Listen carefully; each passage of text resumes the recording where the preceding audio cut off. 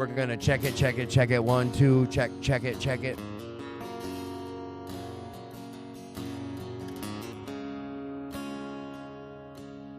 And then in 3 minutes, we go live. We go live in 3 minutes. Everyone's coming in, and it's going live in 3 minutes. People from Arkansas and friends in the house never, ever understand. And what's coming up next?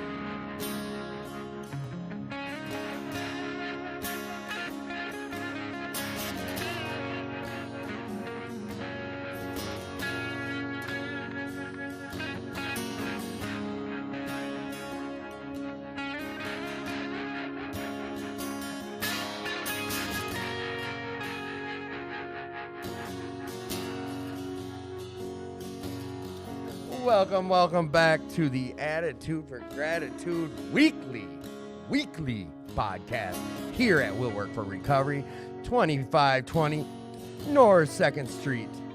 Tonight, we've got some out-of-towners in the house. We've got your regular lineup. I'm not sure what it's going to look like. You might only be stuck with me, Jason, and Jess.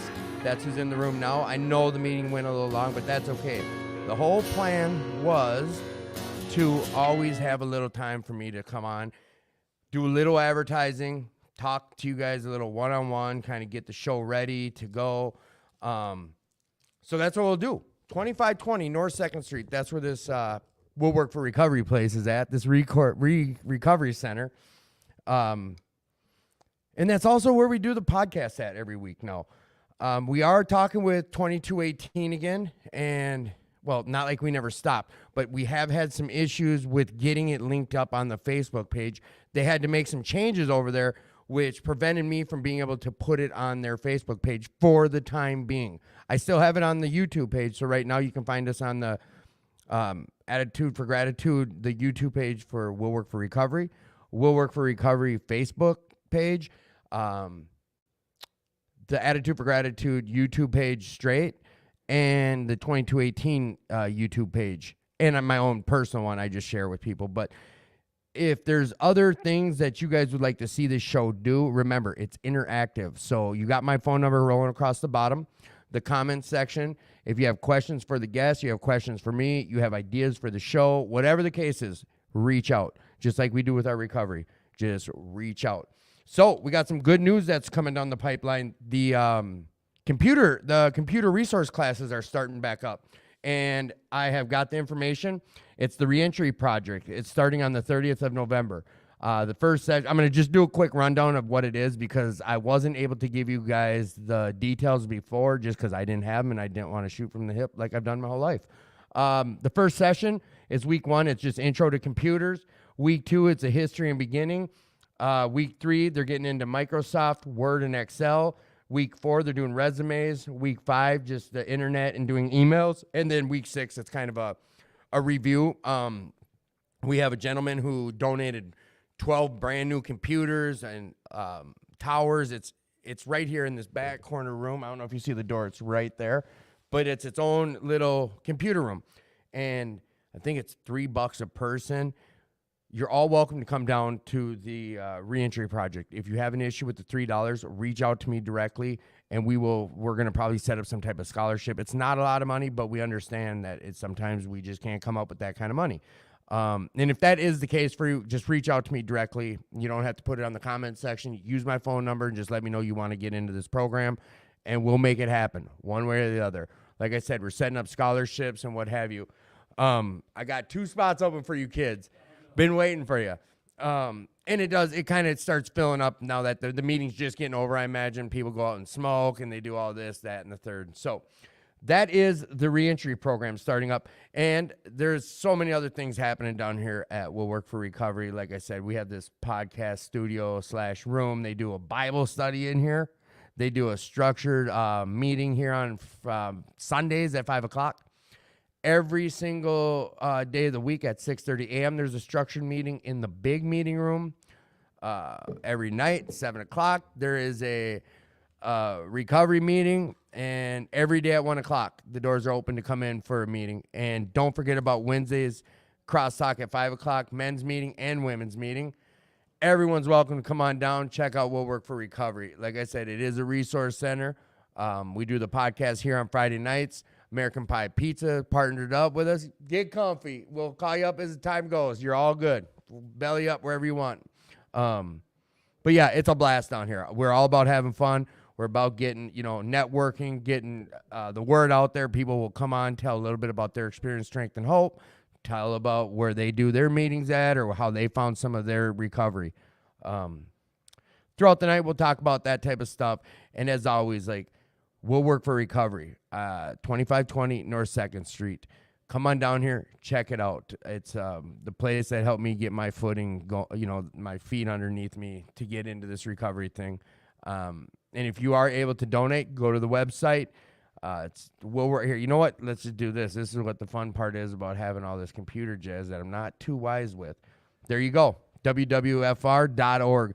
And if you are able to financially help out, go to that website and financially help out. Otherwise, come on down. Donate some time. Winter's coming. Donate some coats. I think we're doing coat drive all winter. Other than that, come check it out. It's a great place to come find some recovery.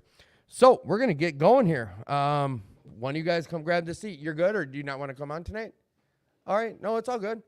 Someone fill this seat right in front of me. Jess, are you coming back? All right. Young man. Want to put those headphones on and tell me who you are? My name's Henry. I'm an addict. Welcome back, Henry. I say welcome back because we had a show out there in the mountains in the hills of where you're from, behind the hotel motel, and I got you for a few minutes. Yes, you did. Yep. That was well over a year ago.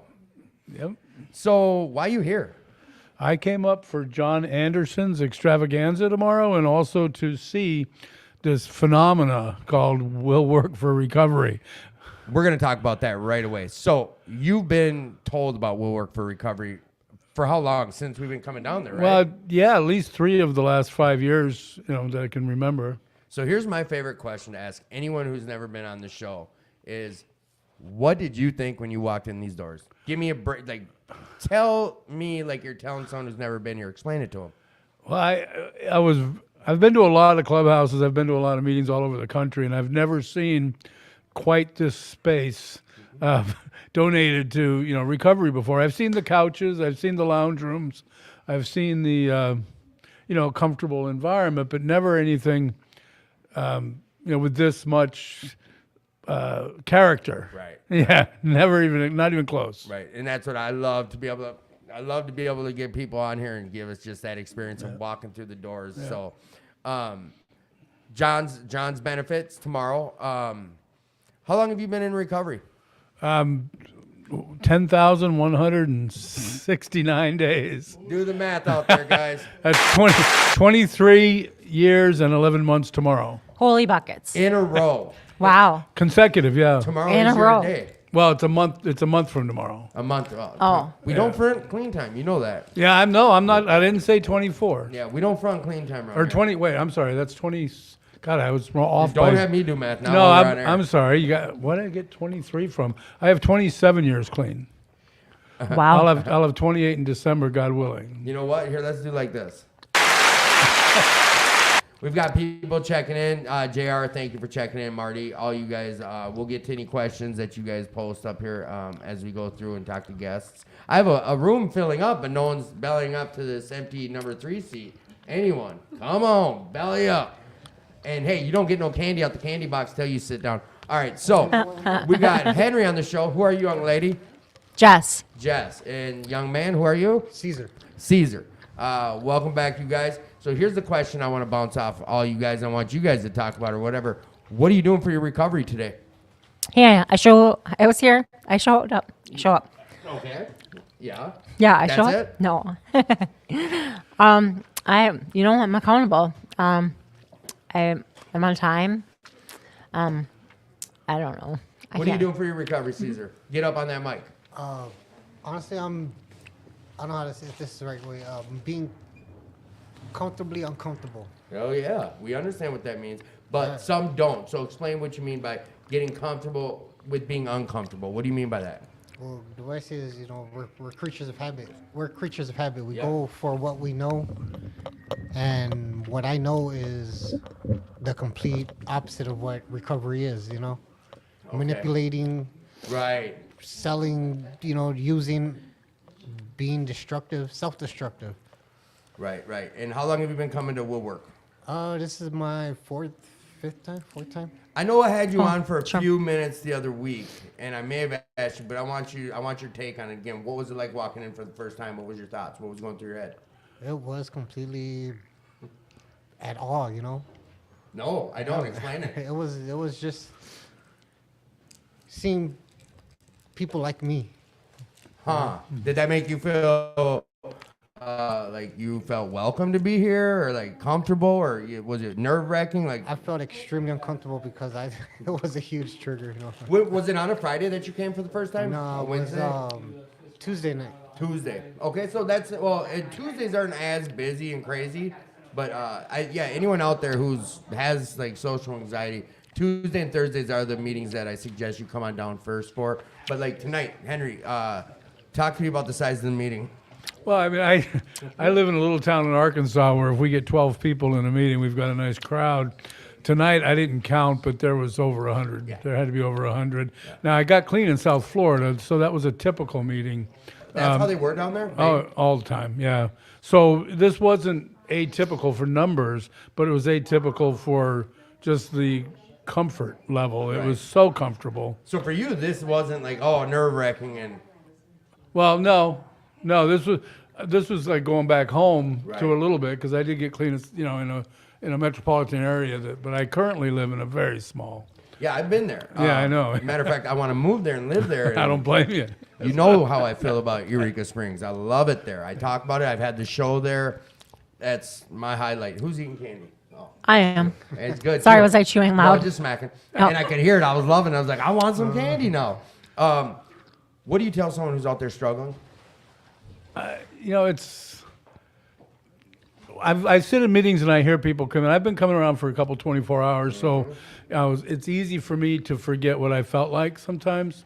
And hearing the newcomer come in, the thing that I try to share when I hear that is if I ever think that I might want to get high again, all I have to do is hear these people coming in.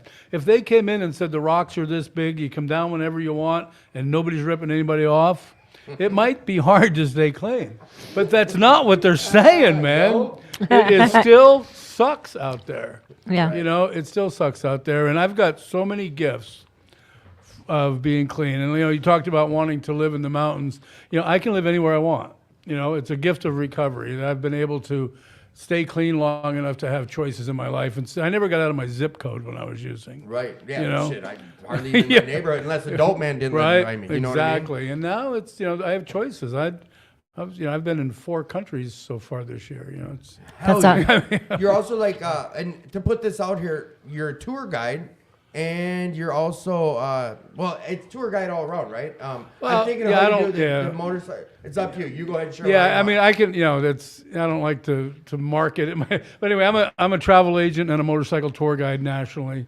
So, I do have the opportunity to get and go and help other people get and go. So. Well, and that's the benefit, I believe, like when we come down to see you, because of the Rooms of Recovery, we get to go explore areas that we would have never found on our own because we're with a tour guide. But tell me about some of your struggles in early recovery, Caesar. What makes it hard for you to stay clean? Well, I live off of South Franklin Street. So, Okay. yeah. You gotta know. Yeah. I probably don't know that. There is syringes everywhere. There's foils everywhere. There's drugs everywhere. I mean, so that's Shelfie on a shelfie, boy. So it did. You know what? Here's the other thing. Like, when it comes to the show, anyone that wants to be on it, come on down. If you have ideas or questions or concerns, come on down. It's all like that. American Pie Pizza's in the house. They bring us some good eats. Everyone's welcome. Just like you dirty birds. Here, look at this. So you all know Tad. And I think this might be doing something here. What? The foot. The foot. So, We thought of you.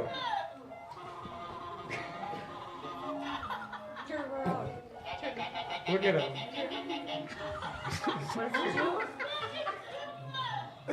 look at his tongue. Isn't that the most Tim thing ever? Look at his face. We thought of you immediately. So here's the new mascot of the show, right about here. This is going on. Immediately Boom. I pushed a button, we were both like, Tim needs that. Thank you, Tad. Thank you, Mandy. The first Christmas gift for the podcast. Who are you? I'm Fabian. Fabian, welcome to the show. Someone grab this seat. Come on. Anyone. Yep. That's the other thing, too. Also, I forgot. You know what? I kind of alluded to it, but we've always closed the big room, the meeting room. So if you guys are curious about We'll Work for Recovery and you can't get down here for the 7 o'clock meeting, during the podcast, we are now able to keep the big room open. Tad and Mandy and some other people in recovery will be there. We've got the big screen TV going. We got games, activities. We're going to turn it into whatever you guys come down and suggest. Right now, I think they're doing Yahtzee and some dominoes or Uno or something. Like, they are having a blast in there. While they're not in there, they're in here eating pizza or candy or whatever the case is. But come on down. Like I said, this is a resource center. And there's tons of resources. So, Fabian, who are you? Jake. Jake, who are you? Jason. Jason, welcome, boys and boys. How's it going tonight? Talk to me. Pretty good. Good. Good. All right, goods all around. Now, I need you three to talk to the audience about struggles in recovery. Come on. So I'm Fabian. I'm I in don't want no recovery. dead air. Fabian? So for me, man, my struggles, I just try to give my will over to God. I've been in and out of prison, in and out of jail. I've done the most with my life, and it all resorted to the same thing, either you get it right or you don't, My biggest thing for me that helped me in life and it helps me now was, so when I was locked up, all I wanted was to make my son proud of me. So when I got my 2-year medallion, we all went out to eat for fellowship, and he stood up at that time and he thanked everyone that was around us, and he also told me, I'm proud of you, Dad. How old is your son? He's 12. 12? Yeah, so to be honest, like I feel like I haven't really done anything for him to be proud of me, but who am I to say that I've done anything for him? It's, you know, at the end of the day, he felt as though, you know, he's proud of where I've come at this point. So that's what keeps me sober through my struggles is knowing that if I go back, he's going to hate himself for saying that, and he's going to hate me because I'm back to what, you know, I used to do. So that's what keeps me going. Besides giving it to my higher power is my son. So that's what works for me. What about you? Well, I don't. Well, what works for me, like I mean, I've learned a lot of tools in the program and through the people that have come before me, right? Like I was taught very early on that the best leaders are followers, Right? And those who have followed the program of Alcoholics Anonymous and you know, execute to the best of their ability day in and day out. Right. That's what I was taught from a lot of those types of people. So whenever I'm having struggles, typically I have to stop and look, because what's the number one factor in every time I have a struggle or resentment or something that's heavy on me? It's me. Right? Like I'm the common denominator almost every time. Right. So being able to stop and look at that, having been through the steps with a sponsor, I'm able to actually stop and go back and look at my, you know, inventory what I'm doing or what I'm struggling with and see what character defects are popping up. Right. But 90% of this book will tell us over and over again through steps 1 through 12 that our very lives as ex-problem drinkers depend upon our constant thought of others and how we may help meet their needs. So if I'm struggling with something, the fastest way, if it doesn't involve me doing an inventory or whatever else it might be, is just not be selfish and go find somebody to help. Right. Yeah. Anybody. Yeah. And surprise, that stuff works, right? Like when I first came in, people were, you know, I was told like, you know, go mow lawns. And I was like, what are you talking about? And then, you know, I didn't, the next time I go to my sponsor, I'm like, dude, I'm struggling with this, and I can't stand her or him and this and all this other stuff. And he said, go pick up trash at the club.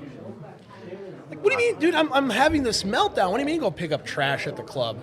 Well, I went and did it, and then all of a sudden, like, I stopped festering about all the struggles I was having. Get out your head. Is it one of those idle time? Is it one of those deals where it's getting out of your head? Yeah. Type of deal, interrupting your thoughts. Yep. I was kind of eavesdropping. So, Jason, what do you do to interrupt your thoughts when shit's going bad? Let's say what it is. When there's things, I don't even know if you've worked on it or not, but is it something you've dealt with when life shows up? How do you deal with that? I try to take it one step at a time. Try not to complicate things. Keep the KISS method, you know, keep it simple, stupid. No, I've never. Keep it simple, stupid. I like that. Yes. Yeah. Okay, yeah, keep going, yeah. I'm sorry. Yeah, I try not to get into my own head. I try to take it one step at a time, face the problem head on. And if I really need help, I've got guys I can call. Hell yeah. The networking, and I always share about this on the podcast, is like we make contacts and connections, but it's also our jobs to utilize those connections. Like when a guy's struggling, I used to get upset when life would show up for me and no one's calling me. I get in a motorcycle accident, no one's calling me, and luckily I had someone in my life, in my recovery, Jess, and she's like, Tim, how would they know? Like I wasn't on Facebook saying, hey, I got in the... If people don't know, like, you have to open your mouth. I learned that kind of a hard way, but I also fight myself on that. Like, oh, is that me boo-hoo, poor me type deal? Or is it me being responsible to let people know for that sympathy? You see where I'm going? I'm kind of torn on that. How do you deal with stuff like that, Jake? With like what, the self-pity and stuff like that? When something's happening and you needing to utilize your network, what do you do? Like when share about what you did when you went through with your dad. You did kind of bring it up. You were able to be there for your dad when he went through some health stuff. How did you deal with that outside of just with you and your dad? Oh, so, you know, my father had a heart attack in the summer, and like that was, like that can be very terrifying. And in the moment, like I didn't actually have all this fear like overtake me. I actually walked in a moment where I was able, like the promises were right there in my face and I didn't realize it at the time, but like I intuitively knew how to handle the situation. And as they take my father back, they're going to do an emergency procedure where they put a balloon like a pump into his up through his artery to help his heart pump until he could have surgery the next morning. So during that time, I start calling guys in AA because now's the time. Like I was there for my father. I just spoke with my mother, and I updated my sisters, and went through that whole process. Now, because I was able to handle that, now I go refill my bucket. Right, I have to refill my bucket. So at that point, I turn around, I start calling guys in AA, and reach out. So that this is one thing. I just walked through this fear, and like I said, like this fear wasn't something that overtook me. But it's a moment, it's a new experience, and there is so many, every guy that answered the phone, like just listened and talked to me and would pray with me. And then there's a few guys that even afterwards, they said, do you want me to just stay on the phone with you? Right. Gift that and like Dope Man never did that. no, that's what I'm trying to say. Like the gifts of the making those connections, and that's the other thing. There's so many other aspects that I would never have known about until I got into recovery. Fears. Someone asked me to ask you guys about fears. Fabian, how do you deal with fears? Like any fears that come up in life today, how do you deal with those? Well, to be honest, for me, it depends, I guess, on the type of situation. I'm one of those people when a bad situation occurs, you know, I kind of catastrophize it at times. You know, I make it a little bigger than what it is, so I stay inside of my head, and I get to thinking all the worst things. Like, so for instance, just the other day, I had a detective called me for a hit and run type of situation, you know, and she was dead set on it was me. And you know, I knew I was good because my foreman has my punch in and punch outs. You know, I have an alibi for where I was at, but in my head, I'm thinking like, man, I'm gonna go back. I'm doing all the right things and this, that, and the third. And it's just, you know, like I said earlier, I just try to give it over to God. So because of the life we once lived, like instantly you start getting worried when something like that happens. Yeah. But you did what? You utilized the higher power? Yeah, so I mean that's kind of what I do now in recovery. Is I at first, you know, I catastrophize it. I'll get in my head a little bit, but then I just remember God got me. At the end of the day, as long as I give it to Him, He gonna have the best outcome. Because when I drive this vessel, I crash and I end up in prison. I end up out on the streets. I'm this, that, and that, and this. But since I've given my life over to Him, good things have come my way, you know. So how did you react? Like, how'd that situation play out? So after I talked with her, I called my foreman and I told him, hey, I need you to send me a screenshot of all my punch in and punch out for the week of the 7th of this month. So he sent it to me. I called her back. I told her my exact punch in and punch out time. She wanted my foreman's number and my superintendent's number. I gave it to her. I haven't heard anything since. So I got a slight question. Yeah. Before recovery, would you have ever called a detective back? Hell no. So hey, you better earn what they pay you. I'm gone. Fabian, tell me about your gratitude today. What's that look like? My gratitude? Yeah, what are you grateful for in life today? Man, I'm grateful for my sobriety, my higher power, my fiance, will work for recovery. I'm grateful to be able to be here right now and be able to share with you guys exactly what goes on, you know, about how I do it. That's what I'm grateful for. Thank you for being on. Go find someone to replace you. Okay. Jason, tell me about your gratitude. God, I didn't even get much talk time with you guys, but the room's so full. It is very full. And that's awesome. That's what this is about. There's some kind of celebration going on. Instead of gratitude, right? Oh, you up, Rick? You bellying up? All right. I was just saying, tell me about your fears. How do you deal with your fears, Jason? I try to face them head on. Like, I never would have came to a meeting like they had out in the big room. Social anxiety is a big thing for me. I would have drank just to, you know, go to a bar. You know, you drink to fit in or feel like you're fitting in. And so just going out and coming back to this meeting and, I don't know, basically facing it head on.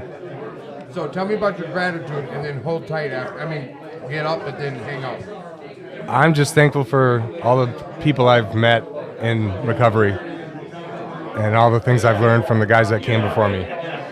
What's the biggest thing you learned? Before he kicks you out of here, I want to hear a big thing you learned. Just spit some knowledge. Try to stay out of your own head. Get out of your head. Don't listen to the asshole between your ears. Have I ever told you I love Jason? I love Jason. I'm glad. Hey, Jason, I'm glad you're coming around. Thank you for being around. Belly up. Hey, I need someone over here. Come on. Yep, you're up. Come on. So, Jason, who are you, young man? Rick, alcoholic. Rick, welcome to the show. All right, I need you now to tell us how you deal with your fears. Get up on that mic. Well, how I deal with my fears is, for one, I try not to get in my head and let it consume me. You know, that's a practice for me every day, to be honest with you. You know, of course, life for me is, I do have some fear in it, but, I mean, it's worth fighting for. You know, it's not worth going to use. So, What's one of these fears? Get it out of your head.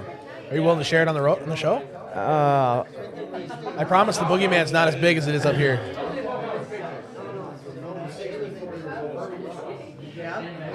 We're watching you. Yeah, I know you guys are. Think about it. I want to read something to you guys. I'm sorry, I cock-blocked you there. But this is something I think is important. We had Marty. Thank you. Needed to be here for a reason. First time watching. Don't have an addiction. I'm not an addict, but I'm battling and going through anxiety and mental health, which I feel is just as hard and feels alone. He's in a dark place lately, which is not good. So you guys can read it. I'll leave it up. Here's what I want to start talking about with you guys is mental health. Being in recovery. Whether you have an addiction, you're alcoholic, or not. If there's mental health, how are we dealing with it in recovery? Mental health. First of all, who are you? I'm Devin, alcoholic. Devin, welcome to the show. Make sure you stay close to that mic.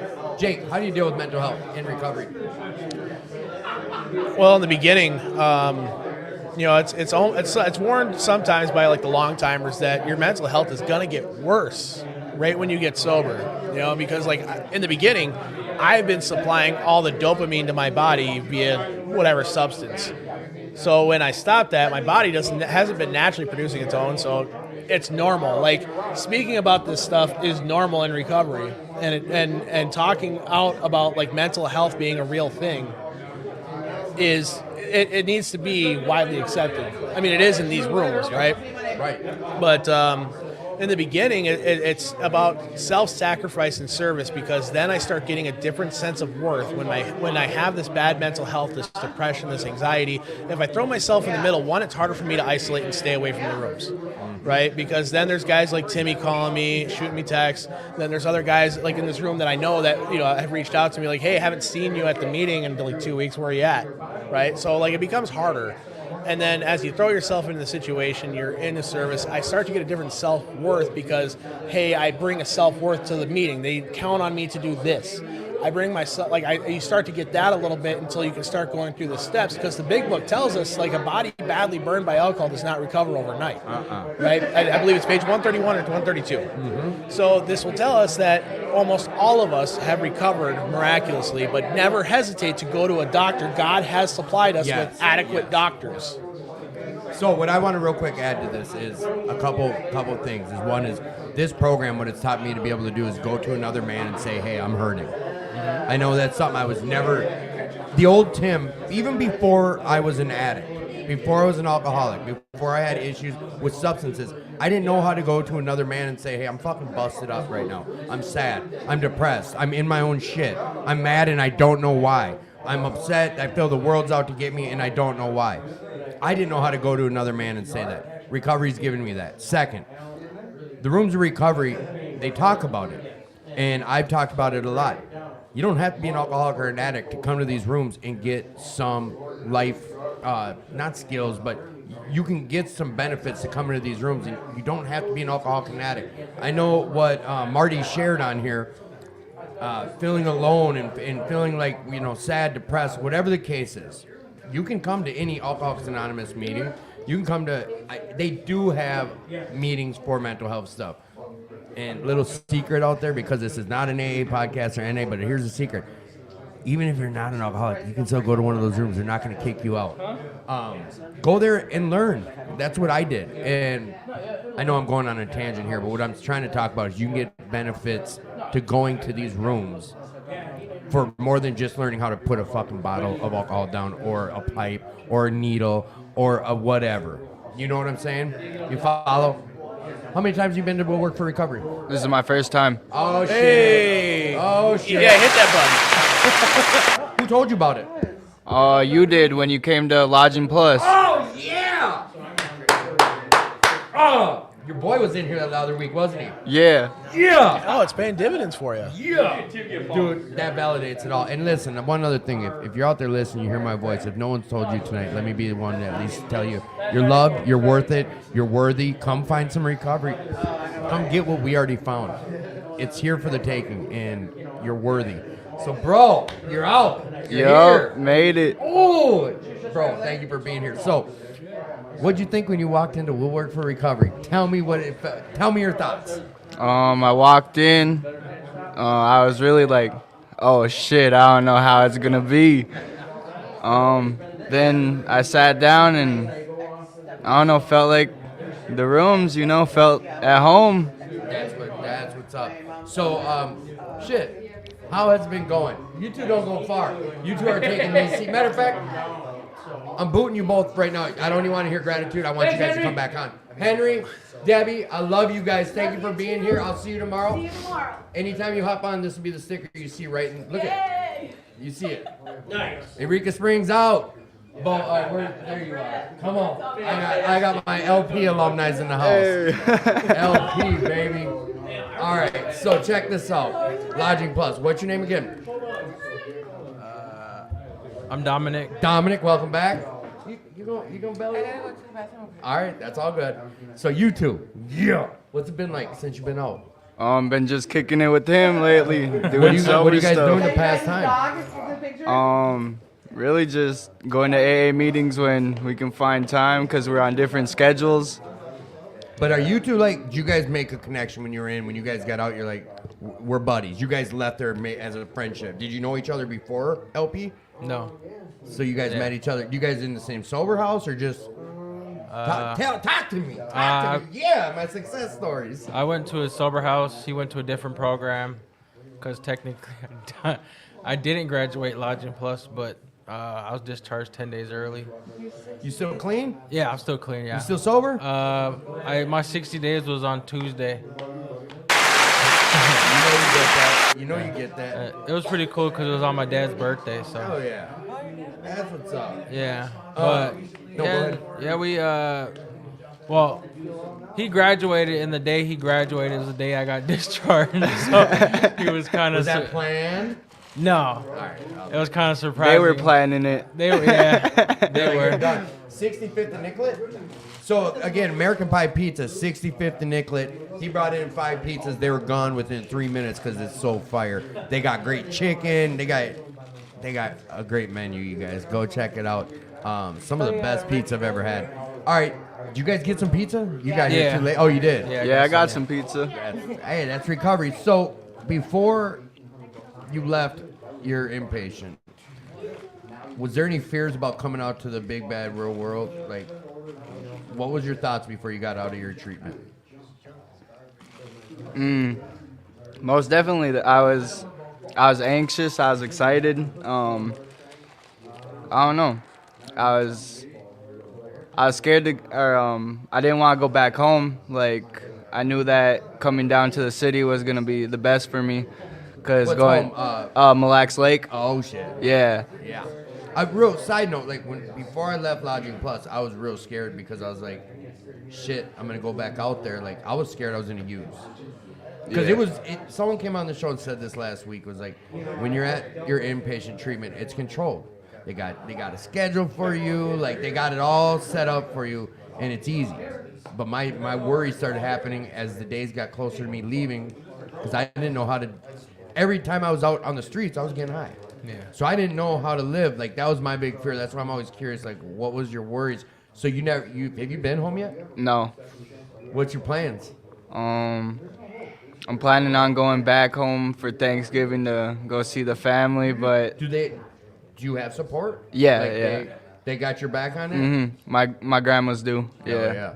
So, you're still a little nervous though? Yeah, I'm nervous. So they talk about having an exit plan. I don't know what you're driving and all that situation is, but like, do you have something set up for when you go there? Like, what if your cousins show up or people are doing whatever what are you gonna do? Man, and you ain't gotta tell it to me. yeah. Like, what's your have you even thought about it? Like, what are you gonna do? I plan on going to my little brother's house. He don't do anything. He's been clean his whole life, and he really don't. He didn't like when I was drinking, so. So that's your safety. Yeah, yeah, that's my little safety plan. And he supports you. Yep, 100%. Cool. Yeah, they always taught us like the big thing, and it's like I haven't heard people talk about it much since, but having an exit plan, having an exit strategy, like, have a plan before you even go. And this was something someone explained to me, and now I can regurgitate it. It's like when you're going somewhere where you don't know if there's gonna be some using going on, and it's usually they'd say don't go, but a situation like that, have an exit plan. Make sure you have a ride set up or be ready to just up and leave, whatever the case. I can't tell you what to do, but shit, you guys heard me speak and now you're here. Like, that's validation and you're thirsty for your recovery. So what's your goals? What kind of goals do you have set up? Right now I plan on moving to St. Paul after treatment and then just doing my own little thing. I got a little part-time job as of now. I work at a laundromat. Hell yeah. Yeah. Here comes another one of the guys that speaks with you guys. No, Dustin, I want you on for a reason. This is if it wasn't me, it was gonna be him. You would have heard speaking there. He's hobbling away, but I do think it's important. Like, was Bob your counselor too? No, I had mine. Andy and Mike. Andy and Just Mike. mine. I don't even know who that was. Yeah. But go ahead and introduce yourself, young man. Yeah, you're the youngest here. Just who are you? Who are you again? My name's Dustin. I'm a drug addict. All right, so you got 4 people from LP sitting in the house right now, and they both heard me speak, and now they're here. And were you there too? Okay. So you're going to Thanksgiving, and you have an exit plan to go to your little brother's. What worries do you have right now ahead of you? My worries? Yeah. Is there anything you're worried about? Yeah, for a minute there, I was worried because I was on Suboxone, but I had a dose every day, so that was kind of my worry because I caught myself a couple of times not taking it every day. And then finally, my doctor recommended the Sublocade shot, so I did that about 2 weeks ago. Explain what that is on air, what that is. The Sublocade shot is basically like Suboxone, but it's a shot you get once a month. So it goes 30 days, and you get it every month. But the first month, you kind of do like 8 milligrams of Suboxone every day just to regulate your body. But Is it a blocker? Yeah, it's a blocker. Okay. Yeah. It's just like Suboxone. Okay. So then, yeah, I know. It's hard to pull. You just got to get closer on it. Dustin, how long ago were you at LP? When did you leave there last? I left there February of, when did you go? 18 or 19? 18. I left there February of 2018. They had people that came in. This was before COVID, so the speaking stuff was different. We had speakers every Saturday or? Yeah, every Saturday, and I think maybe a couple times during the week or something. I don't remember. There was definitely somebody who would come in during the week. I mean, and the reason I'm bringing this up is like, there's a group called Tradition 5. The only reason I knew about it was they came there and spoke. The reason you guys know about this, I don't know if you've heard about Will Work for Recovery outside of me coming in there, but like you came to the podcast because I came in there and shared about it. What other benefits have you gotten from your treatment that you use, that you guys have done? And that question's for you too. Anyone, come on. Well, I guess like well, I guess what I've learned is I didn't keep a sober community. I just stuck around using people and kept Fetty around me. But this time I'm actually just basically hanging out with sober people, and you know. That was something Bob suggested to you? Kind of in a way, yeah. But The person that he didn't want me around is actually sitting right here. He told you to not to be, you guys shouldn't be hanging out? Yeah. And now you're hanging out? Yeah, basically because of his age and my age, and I have kids. He said that. Do you see where he was coming from, kind of? Yeah. No, I knew what he was talking about, but I didn't really want to. I didn't think too much about it because when me and him were laughing around and joking around at Elijah Plus, we did it on our own time. Right. We didn't sit and lecture and fucking joke around or talk shit, but. He always seemed to see us when we're outside a group, like laughing hysterically loud. And He's got a sharp eye, dude. Yeah, he does. Like he'd be popping up around corners and you don't even know he's there. And he caught me with my hat on, took my new hat. But he was really good. But just didn't co-sign nothing. Dustin, what's a tool that you got from your inpatient that you were able to still use today? I think the biggest thing for me is relationships take work, and I'm just not talking about like relationships with your significant other, friends, family. This phone weighs 1,000 pounds, right? Except when I'm calling a dope man, then I can't put it down. I can't pick it up fast enough. But it's like if you have a relationship with somebody, a friend, whatever, you have to put in the work to keep that relationship. And the other thing is excuse me. I had to seek out men in this program that had something that I wanted, whether it be sobriety, job, house, family, how to be a father, how to, run a bank account. I mean, I didn't understand money when I got sober. Like, I thought money was if I have $10, I get to spend $10. Like, or actually you get to spend $50 and then I owe you 40, right? And like, I had to learn sacrifice. I had to learn discipline. Like, I was a guy that went to the gas station every morning before work. Like, that was just what I did. And I didn't realize that every time I went to that gas station, even if I was like, I'm just going to go get a cup of coffee. Well, that cup of coffee turned in, I should grab a couple waters, maybe a Gatorade. I need a pack of cigarettes. Well, I better buy 2 because I know, so-and-so don't bring cigarettes to work. And next thing you know, you're walking out of the gas station spending $50 a day. Well, if you work 5 days, that's $250 a week. That's $1,000 a month. That's $1,000 a month. $12,000 a year. And then God forbid I need to buy gas or blah blah. You know what I'm saying? So it's like I had to learn. And a guy in this program basically told me, he challenged me to leave my debit card at home Monday through Friday. Wait. Program of anonymity. Not me. And so what I started doing is, I started like doing the things that were uncomfortable. Like I started meal prepping. I started, I would take that because I had like this entitlement thing where like I want what I want and I want it now.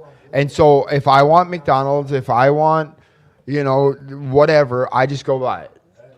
And I just realized that if I ever wanted to buy a house, buy a vehicle, help my kids with whatever they're going to do in their life, like I have to sacrifice today. And so I started doing that. And by no means am I where I want to be, but I'm better than I was yesterday. And, that was my biggest thing too in recovery is I wanted to change everything in one day. I wanted to do it in one move. And then I realized like, you don't move a ship like this. It doesn't move on a dime. You have to slowly move it. And if every day I go 1%, or I go 1 degree, in a year, I've made a whole turn. You know what I mean? And that was a huge thing for me is like, I knew that I didn't want to hurt anybody anymore. And I didn't want to go back to where I was at. And I put my higher power and recovery first, and everything started to fall into its place when need be. The job fell into the place, the people fell into their place, and people started coming into my life and out of my life, and doors started opening, and then doors slammed in my freaking face. That's one thing that they don't tell you is when you get sober, doors are going to slam in your face, and you might not know why, and you want to give up. And then 2 months later, you're like, oh my God, I'm so glad that door is shut. Now this other door is open.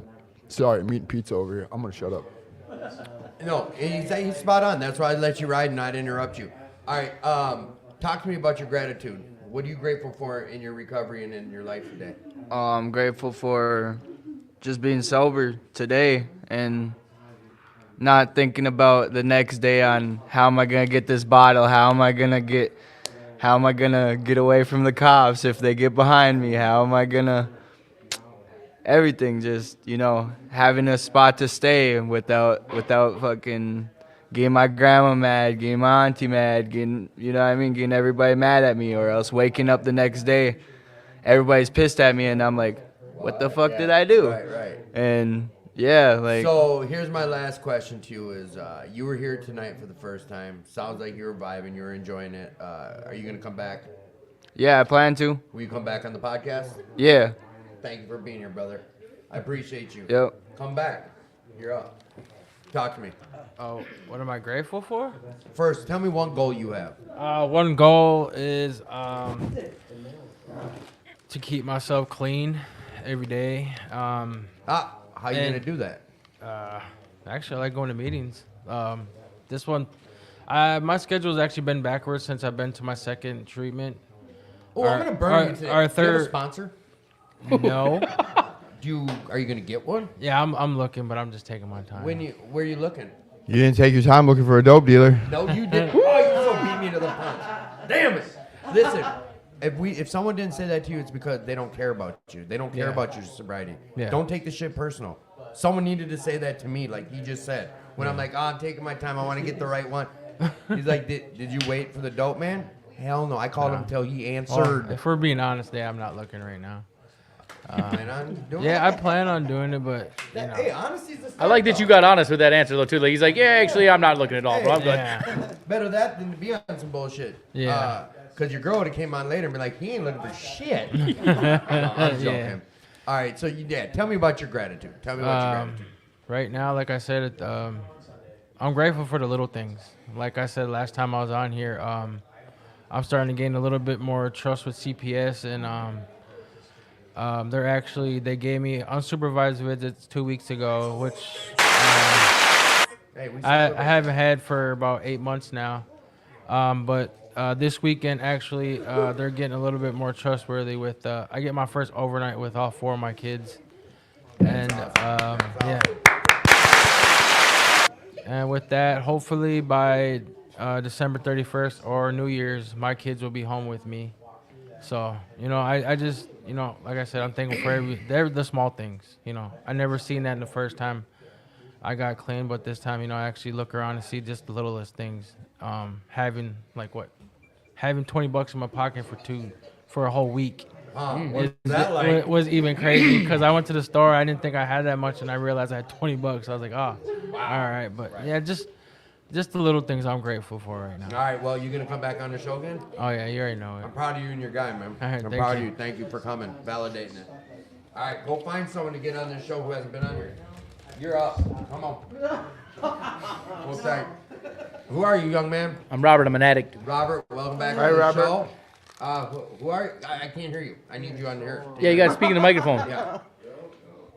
I'm Jessica. Get on that bad boy. Jessica, welcome to the show. Did I have you on last time? No, That's this you is like my evaded. first night here. Is it? All Well, right, perfect. I used to come for for recovery like 4 years ago. 4 years? Yep. What, on the other side? Yeah, when it was like really small. What was your thoughts when you walked in tonight? That's what she said. That's you. Bummer. No, tell us what was your thoughts when you walked in of this place? Honestly, I posted on Facebook like being here makes me feel like this place is my family now. Honestly. Why? I mean, how? Just the warm, welcoming people and a big community here, and people in sobriety, like the years of sobriety that are here. I'm actually looking for a sponsor, so I'm really hoping that I find one here. Have you? Because they call it "Will Work for Recovery," and like you've heard at the beginning of the meeting, before the even meeting starts, they say, "Who needs a ride home?" They don't start the meeting until everyone is cleared. If you need a ride, you stand up and say, "I need a ride."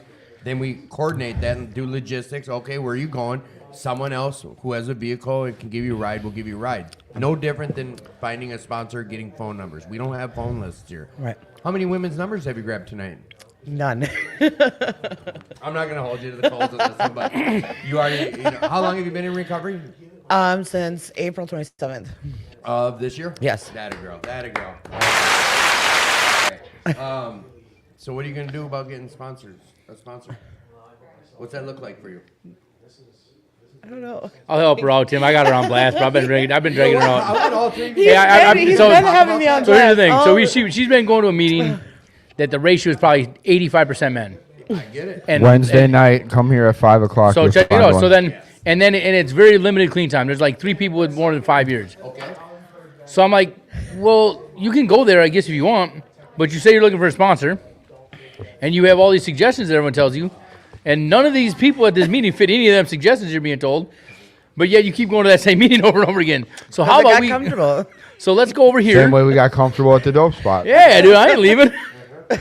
So yeah, But the firm thing is, if nothing changes, nothing changes. You know what I'm saying? I It's hate like, and the harsh reality of the situation is we all use drugs or alcohol, gamble, whatever your thing was. We used it as a way to, I call them distractions, right? The drugs and the alcohol wasn't the problem. The problem was this guy. Right. And so now that I don't have drugs and alcohol, I find other things, whether it's work, food, sex, blah, blah, blah, blah, blah. You know, the thing that sucks about recovery is when you close the door on one thing, all these other little molehills pop up, right? Like whack-a-mole. Yeah. And then you have to try to navigate that. And the easiest thing for us as addicts is we just go to where is comfortable, right? Where's comfortable? Sitting in the back of the room where I know there's not a sponsor. Nobody's going to talk to me. You're not. Sit in the back of the No, room. I don't. I've been like stepping up for like service work and stuff. All right, but so I mean, sponsorships, and like your man, or like you were saying, sorry, I'm not assuming nothing, but No, and he's a Dustin was friend. saying this. We have a 5 o'clock men's meeting and a 5 o'clock women's meeting, and I personally know there are women with substantial clean time that do show up. You go to women's meetings, right? no. Of course not. Why would you do that? How you You're gonna? not looking for a sponsor. No, okay. I just got over to a new like 3 weeks ago. Before that, I was in Teen Challenge. I was in Teen Challenge from July 27th or 28th until the end of October. So, yeah. So, I just got to a new like 3 weeks I ago. know, it's so like like, you jumped down your throat. You only been on for 2 minutes. I'm getting to know St. Paul a little bit, and at the time, like this time, like my roommates, I had to go with my roommates because they had 30 days there already. So it's like these roommates of mine are showing me these meetings until I met Robert. And then Robert's been bringing me to different meetings, which is really nice and opening my eyes to like different people. in her defense, I also have a vehicle. Her roommates don't. So I will give her Not that. just that. You have brought me to other meetings that, like you said, like these meetings that I've been going to, and you've opened my eyes to that. These meetings that I've been going to, there isn't really a lot of significant amount of clean time. There isn't, and it's mostly men. You know, like, you know. Why do you think I keep coming back? So, all right, Yeah. so what I'd like for you guys to talk about is how important is it to make connections in recovery? All of you, go ahead. Or is it? Is it not even important? Hey, can you get up on that mic? I can't really hear you. Is it important or is it not even important to make connections in recovery? I mean, you want to get high? Don't make a connection. I need you to come grab my seat. Oh, yeah? Yep. If you don't make connections, no one will notice when you're not there. Amen, brother. If you start making them connections, you're gonna get that phone call on Friday at 9:30, like, "Hey, bro, you weren't on the podcast, or you weren't at the meeting, or are you all right, or what's going on?" And when you start getting those phone calls, "Oh, you bastard!" And when you start getting the phone calls, dude, you're not gonna be able to just trick it off, dude. You're not gonna be able to explain yourself away. It's on you. I don't know. Like, I don't What do you know. mean you don't know? You I don't fucking know. survived. No, how- I mean, I agree with Robert. Then- I then- mean, then I say mean, it. Connection to you. Ooh, what? I don't know. Like, Right? Is that what we're talking about? Connection? Yeah. Hey. Yeah. So, like, what does that mean to you? I don't Like, know. hanging out with friends, but like not Holding like, hands, like, what are you talking not about? like surface level shit, right? My name's Dustin, and I'm a drug addict. The best part about this program, right, is the relationships you build in this room. And I'm not talking about the relationships where you're playing grab ass. I'm talking real friendships. I mean, when guys and girls in this program are going, when life shows up, because it does, life will show up, whether it's the loss of loved ones, the loss of jobs, you know, than taking steps in life. The biggest part about this, the best part of this program for me is the relationships I've built with people, right? And there's no strings attached. It's like Maddie knows if she calls me, if I can help her, I will be there as soon as possible. Same thing with multiple other people, and there, when you're using it's. My whole thing is I'd call people and be like, "What's up?" And they'd be, "Oh, what's up?" I'd be like, "I got some meth. You want to hang out?" Yep. Let's cut the fucking bullshit. Yep. Like, you know, I got something, you want it, so can we hang out? Otherwise, you got to do that whole like, "What are you doing?" Well, you want to hang? I don't know. What are you doing? Listen. And that's Fuck the tap dance. Let's get to the struggle point. for me because like my relationships in the past have only been that. Like my relationship with my kid's dad, it was like when I was in a relationship with him, it was just him and I didn't have my friends. I you know, because I just had a 7-month-old baby. I have a 7-month-old daughter that I just, you know, when I had her, like everybody's like, reach out because postpartum's a bitch. Reach out. Yeah. I'm like, no, I got this. Where's baby daddy now? I don't know. He's with his other baby mom. Oh. Yeah. So we don't talk. Keep coming back. Yeah, we don't talk. We'll find another one. Especially going to all men's meetings. Yeah, but what she was saying is like that was a comfortable relationship for you, but like after that, you're like I don't know like how to like besides like having intimate relationship like with my kid's dad, like I hadn't had any other relationships really because I didn't have friends when we were together. We were together for 3 years. I didn't have friendships throughout our, you know, I didn't hang out with anybody but him, you know. Yeah. So codependent. I mean, that are getting high, you know. What do you like to do?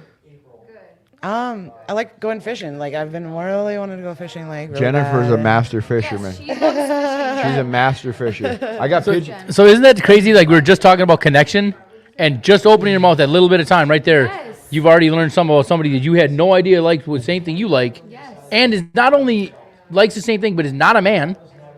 Like that's that stuff we're talking about. Like, well, and the people, you know? the thing that sucks about this program is a lot of women do walk in these rooms and they feel uncomfortable. They feel like they don't fit in. Blah blah blah blah blah, and then some creepy fucking dude swoops in. Oh, hey girl, you need what do you need? You need a ride? You need a this? You did, and you see it all the time. And the thing that I tell people all the time is don't come in these rooms with trauma and re-traumatize yourself, because it happens all the fucking time. I see people walk in here, they fall, because when you walk through that door, you're bringing your representative. You're not bringing the real you, you know, because the real me is a fucking liar, a scumbag, a thief, a multiple time convicted felon, a piece of shit dad. Like I've done all of these things, right? And so when you come in here and like I tell the guys in the men's group all the time, I said, if you guys are more worried about the girl in that other room than your kids sitting at home or your fill in the blank, what are we doing? You know what I mean? Because even if you find her in the next room, what's going to stop the same thing that happened last time this time? Nothing. Amen, brother. It's if you again, like Justin just said, if you can't put yourself first, then why would you be anything beneficial to anybody else? Well, I mean, this time around, like since I had my daughter, like I've been putting myself first a lot, and I think that's why I don't like try to connect with a lot of people. Because not only dudes that hurt me. I mean, I've had a lot of girlfriends that have hurt me. So it's like, and a lot of the girls that I've been meeting recently have been pretty catty, a lot of drama. Yeah. And I mean, I was just hanging out with a group of people that I thought, hey, this is a good group of friends. Like 3 guys, 2 girls, well, 3 girls. You know, we're all hanging out. And I started like sitting back a little bit while hanging out with them, and I'm watching this like whole thing, and I'm like, this is why I don't like making friends. Like I don't know, like I don't know. It's hard for me to like reach out to people like that. Absolutely. When I've like learned that you kind of have to like unfortunately you have to like lower your expectations a teeny bit just to kind of get your toes wet. You know what I mean? But I think as women, like it's hard. It's hard. We don't ask for help. We don't, to put ourselves first. It's hard because we're caretakers just naturally, Mm-hmm. So and now that I have a daughter, I mean, I really have to, since I'm working on getting her back, I really have to be that caretaker because, I mean, I'm going to be, the full-time parent because he's only going to get parenting time, like, 2 days a week visiting, that's it. So I really got to focus on. You. Yeah. Yeah. So. I also want to say, like, we're not trying to put you on blast, Jessica. Hey, there's We're really, hey, we're really not. Like, I just mean, to let hey, just to let you know, there's women on the chat right now that are saying, "What's up? Keep going." There's people from Australia saying, "What's up to you?" So you think that we come in here and we think that we don't have a voice. We don't think we have a story. We don't think we're good enough. We think if these people really knew what kind of fucking dirtbag, unique. We're so unique You know what and I mean? so different. We're so like I'm the only girl that likes to fish, dude. I got pictures of that girl right there with fucking fish this goddamn big. You know what I'm saying? Like, we come in here and we think that we're the only people going through the things that we're going through, and we sit and we suffer in silence. But then we speak up. I mean, the greatest thing that this program has taught me is the best blessing in life is when you get sober, you get to bless somebody else. Like, I had somebody reach out to me today, and they're one of the lowest moments of their life. They lost one of the closest people to them, and the fact that that person thought to like call me, like, who am I? Like, dude, you know what I mean? And counted on you to answer the phone when they called you. And that's what Yeah, this. but Dustin, you're good at talking to people. You're good at lifting people up. Right, but like still in my head, I don't see myself the way that everybody else may see me. I still see myself as a 350-pound freaking dirtbag, drug addict, bad dad, I shot away every opportunity, every career, every house, every relationship. Anything I have touched in my life, I have fucking destroyed. So in my mind, I still have to deal with that. But the only way to choking on you. The only way to deal with that, Jesus, fix it. please. The only way to deal with that is I have to surround myself with men that call me on my shit, right? Like, there's a group of men in my life that make it so that I'm not a fucking creep at meetings. I'm not, doing this type of shit. Like, what is my best, trying to put the best intention out there. Like, if you come into this room and, and you're a woman and you need some women, like, I got 6 women on my phone that I'll give you their numbers right now. And they probably won't answer because they don't know the number, but you shoot them a text and say, hey, I'm so-and-so, I'm in recovery. That's all they need to hear is the fact that you're in recovery, and these women will love you until you can love yourself. Period. And the thing is you said you just had a baby? Yeah. Dude, you know how many women in this... dude, I just sat there and held some other lady's baby for an hour. You know what I'm saying? It's like... Believe me, if I could bring her here, I would. I mean. But in time, you will. Like, everything is in time. Everybody walks into this room and they want a $40 an hour job and they want a mansion overlooking the lake. But we can't even keep our room clean at a sober house. Like, what are we talking about? Don't even get up and make your bed and shit. What are we talking about here? I can't keep a bus pass, but I want a Ferrari. Yeah. Like, what are we talking about? There's steps to these things. Like, you just keep look at Dustin. That dude drove a pile of shit for a long time. And because he kept showing up and reaching out and asking people in the program, that dude's out there flexing now, His car keys got a button. Woo! Dustin, you want to come on? Dustin, you want to come on? Come on. Yeah, come on, baby girl, let's go. Who's up next? Come on, Dustin. There wasn't anybody online. Dustin, get up here. Come on. I don't care about tickets. Give back to the community. Thanks, Jessica. Thanks, Jessica. Woo! Hey, if there's any women out there in recovery, find Jessica. We got the double D's going now. So what's going on, Dustin? Tell us about this new ride you got. Well, what's going on? How has your life gotten better since you got sober? Get up on that mic like you owe it money. I don't know. A lot of things got better. Dustin just takes shit over. Well, just being sober makes a lot of things better. I don't know. Working, being able to hold a consistent job, I should say, taking buses and med cabs to driving a beater. And like Dustin said, making my way up the list, and yeah, that's about it. Having money, being able to buy things, taking the kids out or going out and having fun. Yeah, I don't know. That's about where it's at for me. But what is connection like for you? connection's important in recovery to me, honestly. Surround yourself with good people, and most likely you'll succeed. If you surround yourself with, just the people that keep revolving in the same circles and building their tags, and you're not going to probably get too far, but connection's important to me. I've made a lot of good connections, and it's helped me out a lot.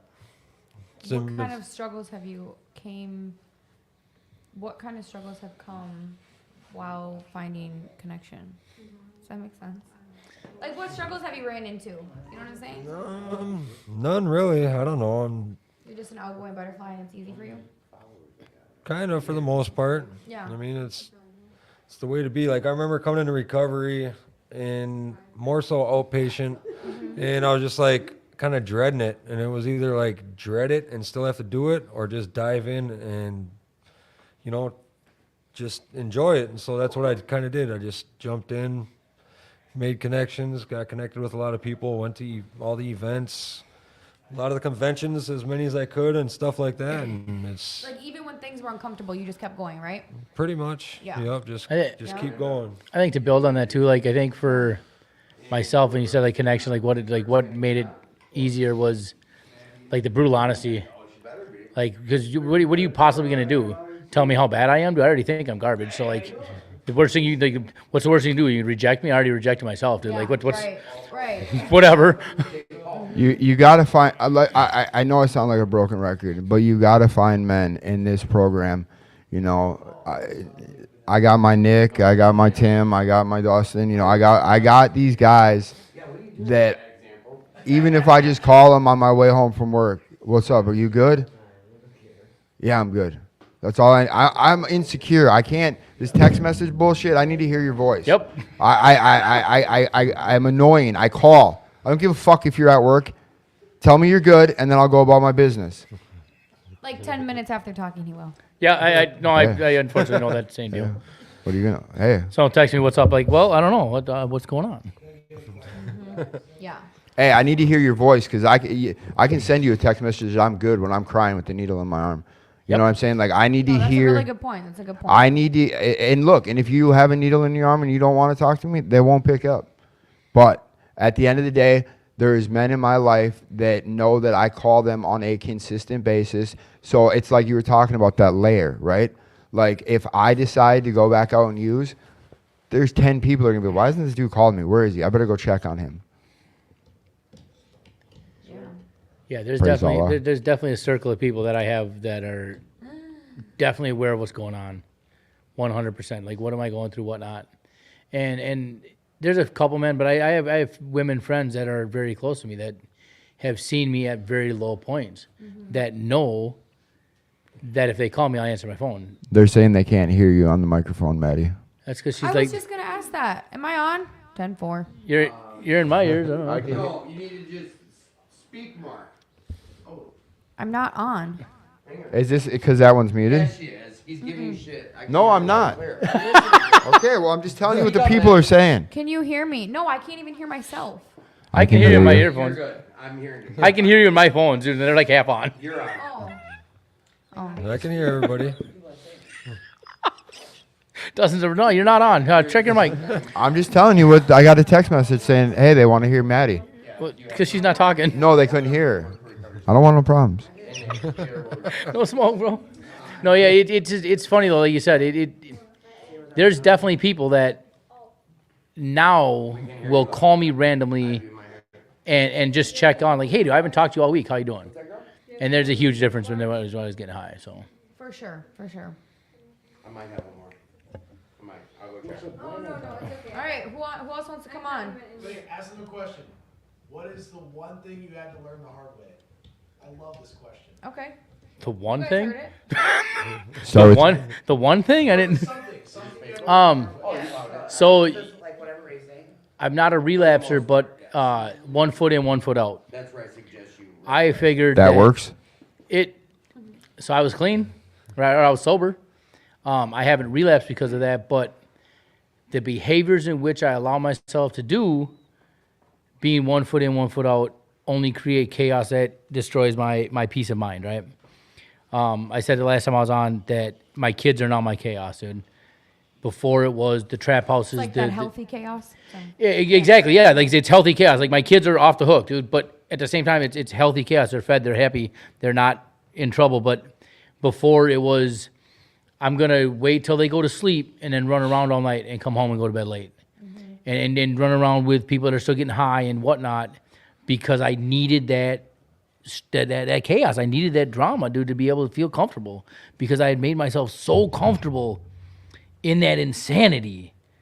So that was the one thing I had to learn the hard way. It was like it doesn't have to be insane chaos. It can just be a little chaotic. No, come. Yeah, come on. I got it. Right here. Will, it can wait. What'd he say? We All right, appreciate we'll wait Will for you. and American Pie Pizza. We'll wait for you. No, we do. Here, listen. Yeah, come on. We do. We appreciate American Pie Pizza, 65th and Nicollet, and that's who brings in pizza every week, and it's excellent. It is thebomb.com. What's that? Yeah. So what to answer the question, what have you had to learn the hard way? I'm not even sure. I had to learn that every time you drink and drive, you're gonna get caught. Ooh. Yeah, I learned that the hard way. Like I didn't learn after the first time, or the second time, or the third time. Yeah. So, do you want to answer that question, Dustin? In a short version. That is a pain in my ass. Ouch. You're a pain in the ass. Okay. That's what I I learned. how to- love Maddie. That's the shit. She said in a short version. Okay, well, no, because I got a really good question. Tell us one of your character defects and how were you working on it to correct it? Anyone, all of you. Ooh. All of me, too. I'll take one of those. Robert, I'm an addict, so here's mine. Insecurity, right? My own insecurities, whatever the inadequacies, and my need to save everybody. So no matter what it is, I found myself in the last 3 months finally working on it a little bit, but double booking myself. Oh, I Maddie totally needs help understand moving. it. Dustin needs a ride. Yep. Dustin needs a this. Yep. And the next, you know, Jennifer, do you hear this? and Double booking yourself? double booking yourself, finding yourself on Saturday, realizing that it's noon and you were supposed to be 4 pizzas an hour ago. No, but we all do it, because it's hard to tell. Sometimes it's hard to say no. To feel wanted, to needed. You know what I mean? Like I had such a hard time. So I stayed high because I failed, right? And I didn't allow myself to forgive myself or allow myself to believe that I could be anything else. So I just stayed high. I found myself at the trap house more than once telling people like, they'd be like, well, I can't see my kids. This and I'm like, well, would you let your kid go with you if you were fucking high at the trap house? They're like, well, what would you know? You're in the same place. I'm like, but there's a difference here. You are here and blatantly don't have any idea what's going on. I am here willingly because I don't want to put in the work to change my life. Like, I know how to get to what I want, but it's a lot of fucking work, dude. And I'm just going to stay high instead because it's easier. Yeah. It was, but see, it was, when I'm looking at it at that point, yes, it was easier because it was no work needed to just stay. Comfortable. And I stayed where I was high. But again, it was that chaos I loved and knew. Yep. Dustin. What? Oh, there's two of you. Hold Well, both of you.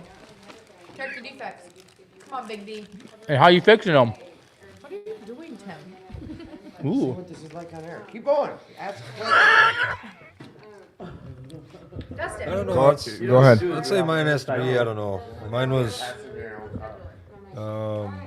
character defects. I'd say like being alone. Ooh. Getting mixed up It's hard with. to be alone for you. It was. And then, Yeah. learn the hard way and getting in relationships and messing around and find out, and just bringing on unnecessary things that I wasn't quite ready for, but, Yeah. but I'm learning now, just working, filling my time with other things and keeping busy. Of course. Mainly just working, helping out at the sober house and coming to meetings and filling the time with positive things, going to That's events. awesome. Yeah, that's awesome, Dustin. That's cool. I forgot the question. You need a Character lifeline? defects.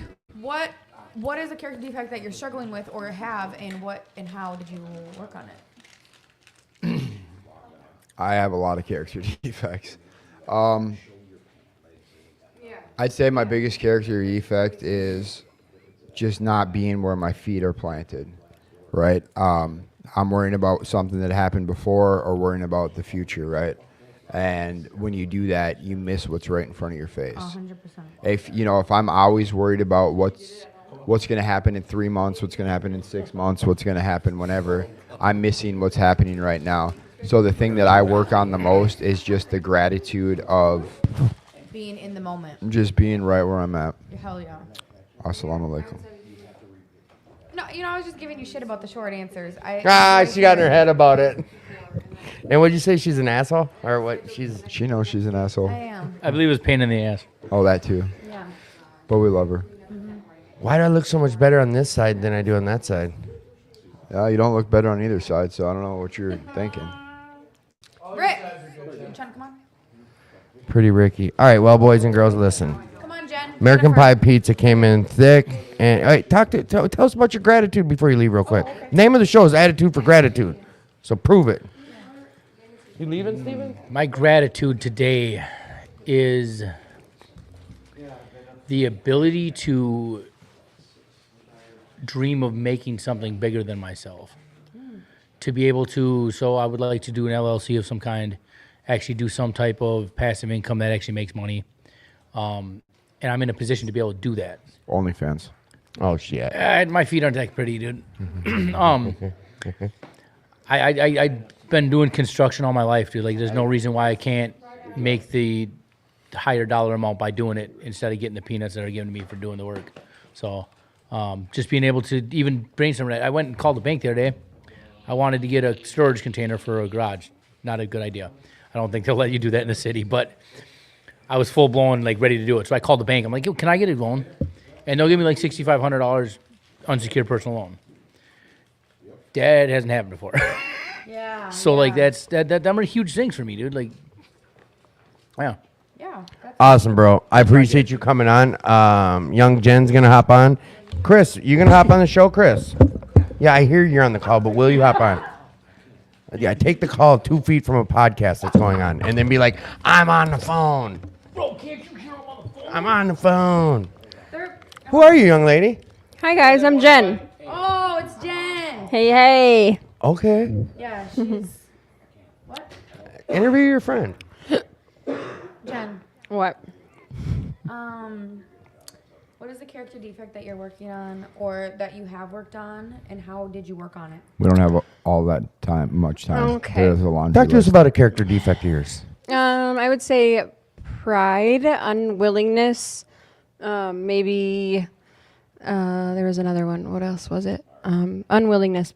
We'll just say I'm working on that one, because before, when I would come in the rooms, well, not just in the rooms, but just I just wasn't really open to getting out of my comfort zone or doing things that made me uncomfortable, like chairing a meeting. Yeah, like this, for example, or chairing a meeting, or So back even up to opening what you're saying. How did you get over this stuff, or how are you getting over this stuff? just by getting uncomfortable and doing things that I didn't necessarily want to do, but I knew would help me grow and just help me in the long run. Yeah. What's another character defect you said? Pride. How are you working on pride? Hi, Chris. Oh, all right, 10-4. Do your deal. Thank you, Chris. We appreciate you. That's a good question. I'm just trying to. I feel like sometimes that's like a one that like you constantly have to do. Right? Yes. For myself, it is. Yes. Yeah. You're constantly working at it. Exactly. Would you Yeah. say it's a human nature? Like it's human nature to be prideful? I think so. What A about little you? You don't agree with that? I didn't know. I was just questions. No, but I'm not in the let's have a host de- seat, let's- so I don't let's get have a to debate. Let's have a debate. I do agree with that. that. What? It's a human nature, pride. Yeah, you have to have some kind of pride. It because depends on your the definition of pride. Let me explain. So when this is what I think of pride is like who you are, right? Like Mhm. you're prideful of yourself. Mhm. So maybe this isn't gonna make sense, but Go ahead, it will. Okay, so like if you walk in somewhere for this, he's not even listening. When you walk, yeah. If you walk in somewhere for the first time and you're gonna be like, "Hi, I'm Tim," and you're gonna be like, "Oh, weird," or you're gonna be like, "Hi, I'm Tim, and I am a podcast man," and blah blah blah. And I take pride in that. And you take pride in that. You're gonna present yourself in a positive way because you take pride in who you are, like who you are. You know, like you're not gonna take pride in the Tim that's angry and like.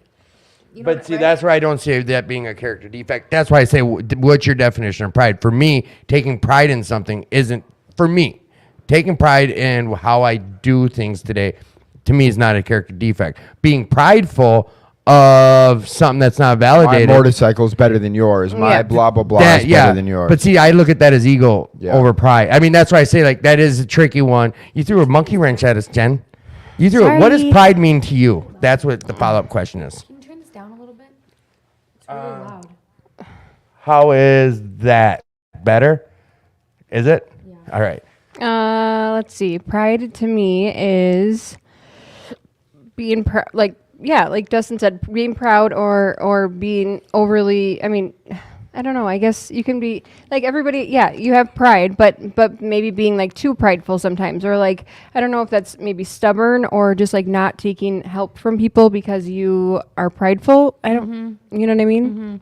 Yeah, that's right. That was a crappy one to dissect because pride can be so different from everyone else. Yeah. Well, you had a whole phone of questions. Well, honestly, realistically, I have too much pride to tell you what it means. I'm just kidding. What a host. What a host with the most. Just kidding. Well, you took the phone away from me. I know, and now it's recording us. I was going to say, well, get another question off there. Okay, well, I got some right here. Go ahead. All right, Jen, or Dustin, or Tim, what is something that motivates you? Ooh. I love motivate. My pride. No, I'm joking. I think one of the biggest things that motivated me when I got clean was I had to make a decision. I had to make a decision of if I don't get clean, I'm going to die, right? Like that's just where my life was. And I didn't want my kids to spend the rest of their lives asking the unanswerable question of why. Why wasn't I good enough for my dad to get clean? Why wasn't I blah, blah, blah? You know, there's a million whys and they will never, ever, ever be able to answer.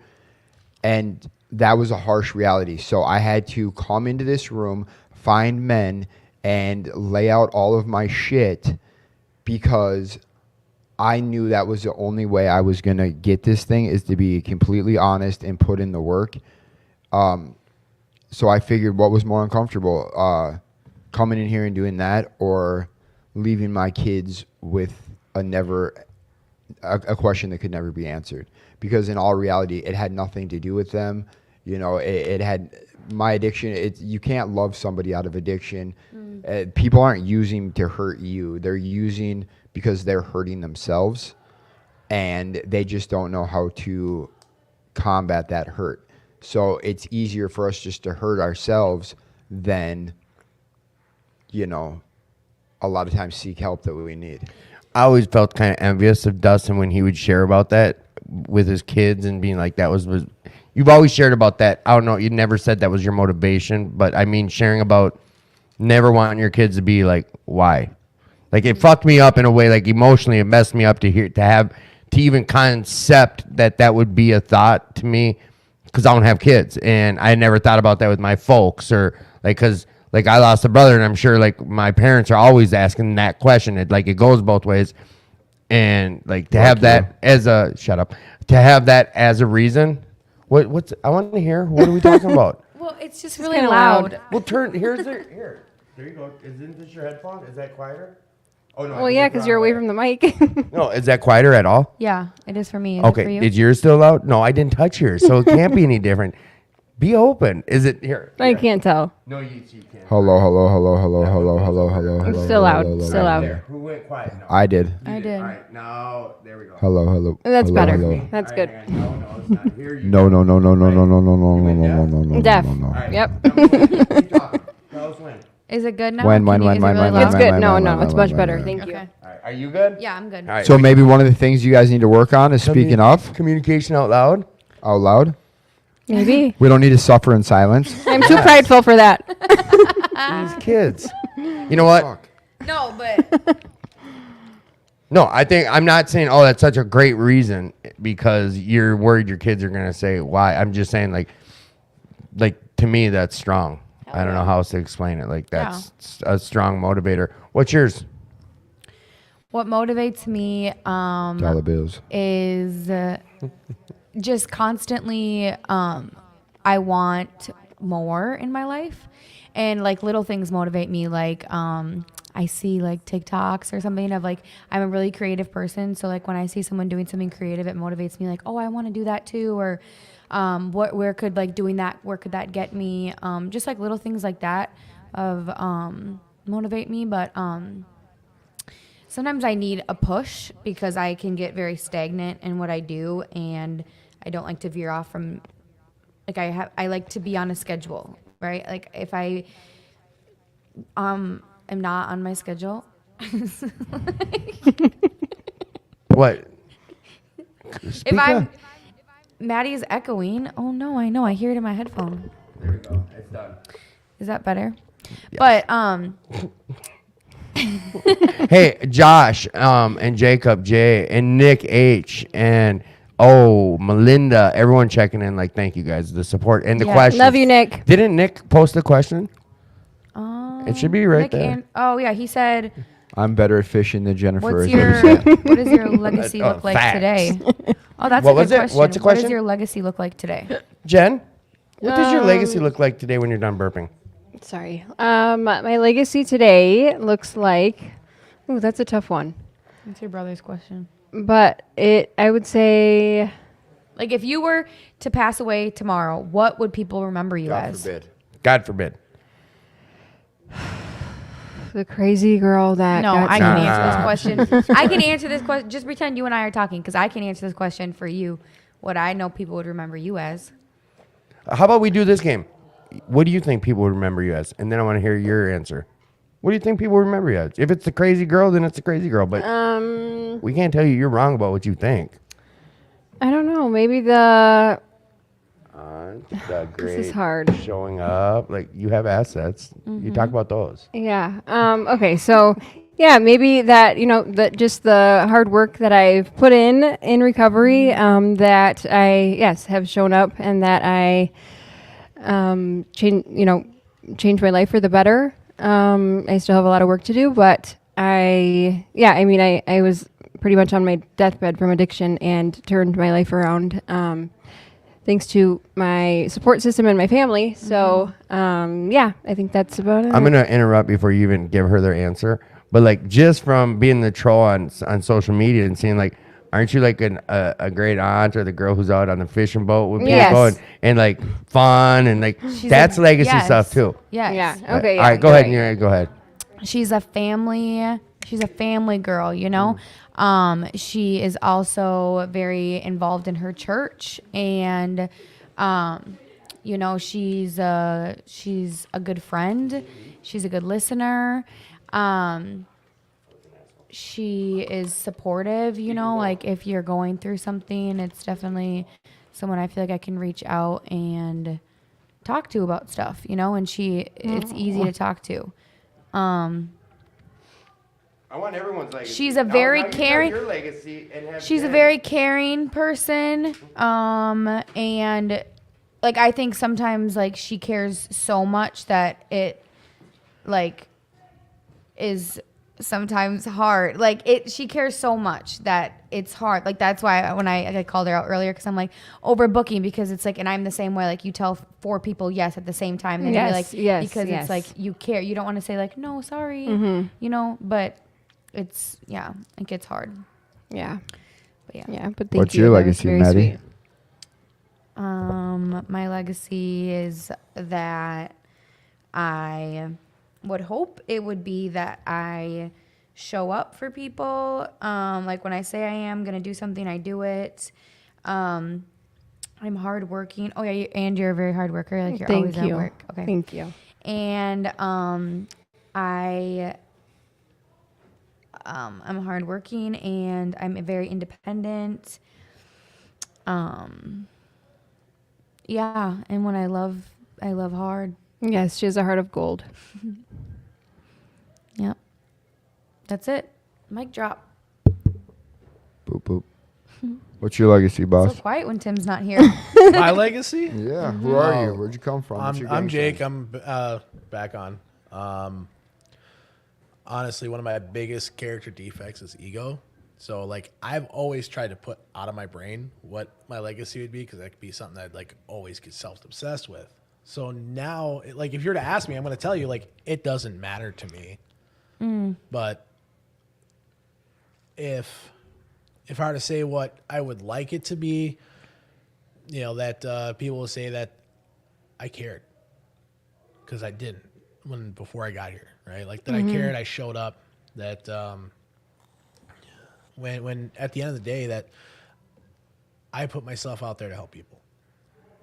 Like that's what I would hope, but it really doesn't matter what my legacy is as long as I keep showing up. As long as I do the next right thing in front of me. That's all that matters to me, like whatever God puts in front of me that I do. Yeah. Makes sense. I can't say your legacy because I don't know you. Yeah, I don't really know you either, boss. Oh, that's awesome. But sounds like a fucking good legacy to me. I guess. What's yours, Dustin? I guess. Hold on. Did you just read Jacob's comment? Because that's beautiful. No, what did he say? Dustin, another great pillar in the recovery community. God bless you, Dustin. When I see you, I think of strength. One who won't bend or break. God bless you. Well, thank you. Bless you. Bless you and bless you. Excuse For legacy, I just hope at the end of the day, I've tried to help more people than hurt, right? I'm trying to balance the scales, right? At the end of the day, you know, I show up even if it's in my own way, right? I don't know. I know. I think that's a tough one because it's hard for us to talk about ourselves. Right. You know what I mean? In a positive way. You'd be a great dad. You You're are a a great supportive dad. friend. Yeah. Yes. You're thoughtful, you know? I try. And, Yeah. and it's and You- like and I was that's what counts the most. like I was saying earlier, it's like I just try to balance the scales because it's like, you know, there was a long time I wasn't a good dad. Like I wasn't in communication with my kids. Like, you know what I mean? So it's like I just try to show up and just do the best that I can. And like I said, I think at the end of the day, I just want people to know, like, no matter how it came out of my mouth, even if I was talking shit and just like joking around, like my intent was never to hurt people. It's always to make people laugh or feel better or just have a good time, right? Mm-hmm. And at the end of the day, like my biggest thing is like if something happens to me tomorrow, I want to know my kids can make it through this world. You know what I mean? Like that is my biggest thing with my children is like I want to, you know, go to the afterlife knowing that like they are going to treat people with respect. They are going to be able to wash their own ass and, you know, clean up after themselves. So when they find themselves married or living with whatever situation they find themselves in, they know how to take care of themselves. You know what I mean? Like, Yeah. and you know, I'm seeing it come, you know, with my daughter, man. She's fucking crushing. You know, she's working her Yeah. ass off, and you know, she called me the other day, and it's one of those deals where she wanted me to pull her out of school, right? Because she was you know, whatever. And I was like, look, dude, I know you're not going to see it right now, but I promise you, if you put in the work, this will pay off. She called me 2 days ago and said, Dad, I'm going to graduate first quarter of her senior year. Haley. Wow. You know what I mean? love and you, Haley. this is a girl that at one point, you know, didn't even want to go to school. And then she calls me and tells me, you know, she saved up her own money to buy her own car. She's already bought and sold a car and she doesn't even have a driver's license. Like, as much as like I regret things that have happened, like I know that kid will work and she will get after what she wants. You know what I mean? So I find that's You're part doing of a my great life. job, Dad. Hey man, it's not me, it's her mom. Both my Nick kids, it's says, their Jason, mom. what's up, brother? Do you know Nick? That's my husband. Or BBC, You whatever. probably know him. Nick Hansen. Really skinny Good white guy. dude. Good friend of mine. Who's Jason? Jason just left. Aren't you Jason? I'm Jake. Jake. Yeah, Jake, that's Jason what just left. Nick meant. Nick meant Jake. Oh, I was about to say, he's like, Jason just left. So. I don't see it on the board. Right there. 9:35. What's up, Jason? Oh. He meant Jake. It was a typo. Got you, Nick. No, I didn't. Oh. Yeah, he meant Jason. Jason's no longer here. Yeah, Jason left. Who's Jason? Who's Jason? He was wearing the white hoodie. He's got the piercing on his lower lip. All right, we'll give him a Jason. shout out next time. I don't remember that. Okay. Or is there a Jason in the comments? Somebody in the chat, you weirdos. You're supposed to tag him, not just say Jason. Right. Maybe he meant Jacob. I don't even see a Jason. There isn't even a Jason. Jacob. It's Jacob, Nicholas. Either way, it's Jake. Either way. Oh, there's a Jason Oh. McIntosh. Oh. An So we hour found ago. one. All right, so now it doesn't look too weird. Okay, All so right, now it so- makes sense. Listen, Do anything don't cool this listen to weekend? Nick. He's been watching hockey for the last. He was out all hours of the night watching hockey last night. Started a new diet. He's a whole new man. Woo!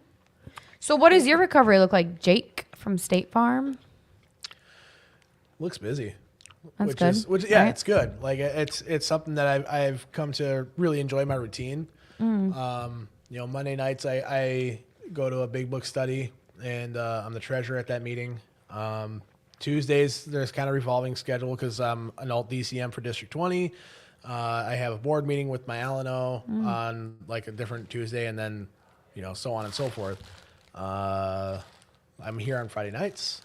Thursdays I pop into New Hope when I can. We're starting up a new young people's meeting on Saturday nights at Robbinsdale, and that's been really fun to be part of. Yeah. And then I have my home group on Sundays, and then I meet with my sponsees in between all of that, and it's something that I've actually come to really appreciate. And with the amount of opportunities that I have that are given to me, it's something that I never would have pinned on. Like if you would have asked me what I wanted in sobriety or in recovery or sobriety, whatever, however you differentiate it, I would have sold myself short. So now I have all these things, and like, looking at my part of my recovery is I no longer look at things as like I have to go do this. I don't have to go to work. I don't have to go to meetings. I don't have to sign up to be a service. I get to. That's good. Yeah. That's I good. get to. Let me ask you this question. What would you do if you found out someone in your home group was using? Try to be there for them. Talk to them about it. If they're still showing up to a meeting, then they have a desire to stop. And at that point, now it's love and tolerance and understanding, because part of our step 10 talks about growing in understanding and effectiveness. If they're using and they have a desire to stop, how can I help? What have we missed? Right? Like, how can I reach out and help them? Is there something going on? Right? Like that's what it is that, we don't do this alone. Tim's is a great answer. What about you, Dustin or Jen? Jen, Let me see. She forgot the question. what would you do if you found someone in your home group using? Found out someone. Yeah, I would say reach out, and that's actually kind of happening right now. Someone that I was close to, has relapsed a few times, and I'm just trying to be there for them as much as I can. Sometimes it has to be from a distance, but yeah, I mean, just tell them, checking on them, making sure they know that they're loved, and that like I will be there when they're ready. And I mean, right away, I wanted to be like all hands on and try to get them into treatment, but it's kind of just up to them. And whenever they're ready, I just want to make sure that that person knows that I'm there and that I'm only a call away whenever they're ready. Yeah, for sure. If someone in my home group was using, I guess it depends on the person. Why? It depends on. This guy's got the right approach. I'm not that guy. I'm really grateful for you. I'm just letting you know. I'm really grateful for you, but I'm not that guy. What do you mean? I mean, call me before you get high. Okay, but like that's hypothetically they didn't if you call walk, you. Hypothetically, Hypothetically. there's no hypothetical. It happened Wednesday. What if And- you called them? Remember, you call people because you want to make sure yep, that they're not. And that's what I'm saying. Like, if it's someone close to me, let's figure it out. But if it's you know what I mean? Like, if you called me drunk, Maddie, the first thing I would do is say, hey, do you want to keep drinking or do you want to go get help? If you want to quit, if you want to keep drinking, I know from experience there's nothing I can say or do to get you to stop. But I will reach out to you and say, hey, whenever you want to get sober, whenever you blah, blah, blah, I'm here for you. But until you get sober, I'm not coming over to your house while you're drunk. I'm not coming around you when you're drunk. I don't care who it is. I don't care if it's my kid's mom or Tim. If you're on drugs or drunk, I know that it is what it is. Yeah. It happened to me Wednesday. Somebody called me and asked me asked to stay at my house, and they were all messed up. And I said, absolutely not. Oh yeah, boundaries are good. Right, but and then he asked for a ride to detox, and I said, all right. So I grabbed 2 guys, and I went to go pick him up. And on the way to go pick him up, he started threatening me, screaming at me, yelling at me, blah, blah, blah, blah, blah. And as I pulled up to the corner he was standing on, he looked me dead in my eyes, and I hit the gas. I kept driving. Skirt. Here's the deal, buddy. Here's the deal. Like, if you have enough, you figured out how to get to downtown Minneapolis. You figured out how to get a bag of meth. You figured out how to fuck everything up after I reached out to you every day for 5 days, invited you to do everything. You still figured out how to go get high. I sent him the address. I sent him the process to get into detox. I said, it's 19 blocks from where you're standing right now. You're so worked up right now, maybe, and you're so high on meth that maybe you need to take a walk before you go to detox. So, assalamu alaikum, my brother. Keep it pushing. It's down there. Here, you have my number. When you get into detox and you get your head on straight, then call me. I think the key thing is that he say like "Salaikum salam." You know. Well, In God we trust. Yiddish. So I barely know English. Hey, Hey, Jared, you gonna hop Jared. No, I got some pull really for real now, Jared. Get your ass down. All right, someone's giving up a seat. I'll look at Jan. Oh, you're stuck. Bye, guys. Love ya. Love you, Bye, bye. Jim. Oh, Tim. what? No, Yeah. questions for Jared. Come on, somebody. No. I got some naked questions. You guys, I can't wait because Jared was jumping for joy to come on here. He was like, I'll be back. I'm coming on. I'm just kidding. She's gonna get in your ass now. Yeah, these got real quiet. You had me turn them way down. Well, I know you can turn him up a little bit more. All right, so it's that end one on the far right, that knob. Turn it up. Perfect. Okay. Jen, hear the shit. Thank you. Love you. Who are you? I'm Jared. Closer to the mic, please. Gotta come I'm up. Jared. I'm Addict. Hi, Jared. Hi. Jared is the famous DJ. You guys saw me posting all those pictures from the Halloween DJ show. Deuce Ford. And I'm going to give some thunder for him as he's also one of the event coordinators here at Will Work for Recovery. He is the main event coordinator who brings us all the fun and everything. The pigs. And he's a hell of a contractor. Anybody out there need remodeling done, you hit him up. I think Nick Hansen needs some remodeling, and he's looking for a contractor. Jared, is this you? Yes. Okay. Yes. So we also got, it's creative concepts, construction and remodeling. But we really don't use this show for that type of stuff. But we're going to tonight because the reason you're able to do this is solely because what? You're in Recovery. Talk to us about it. Yeah, absolutely.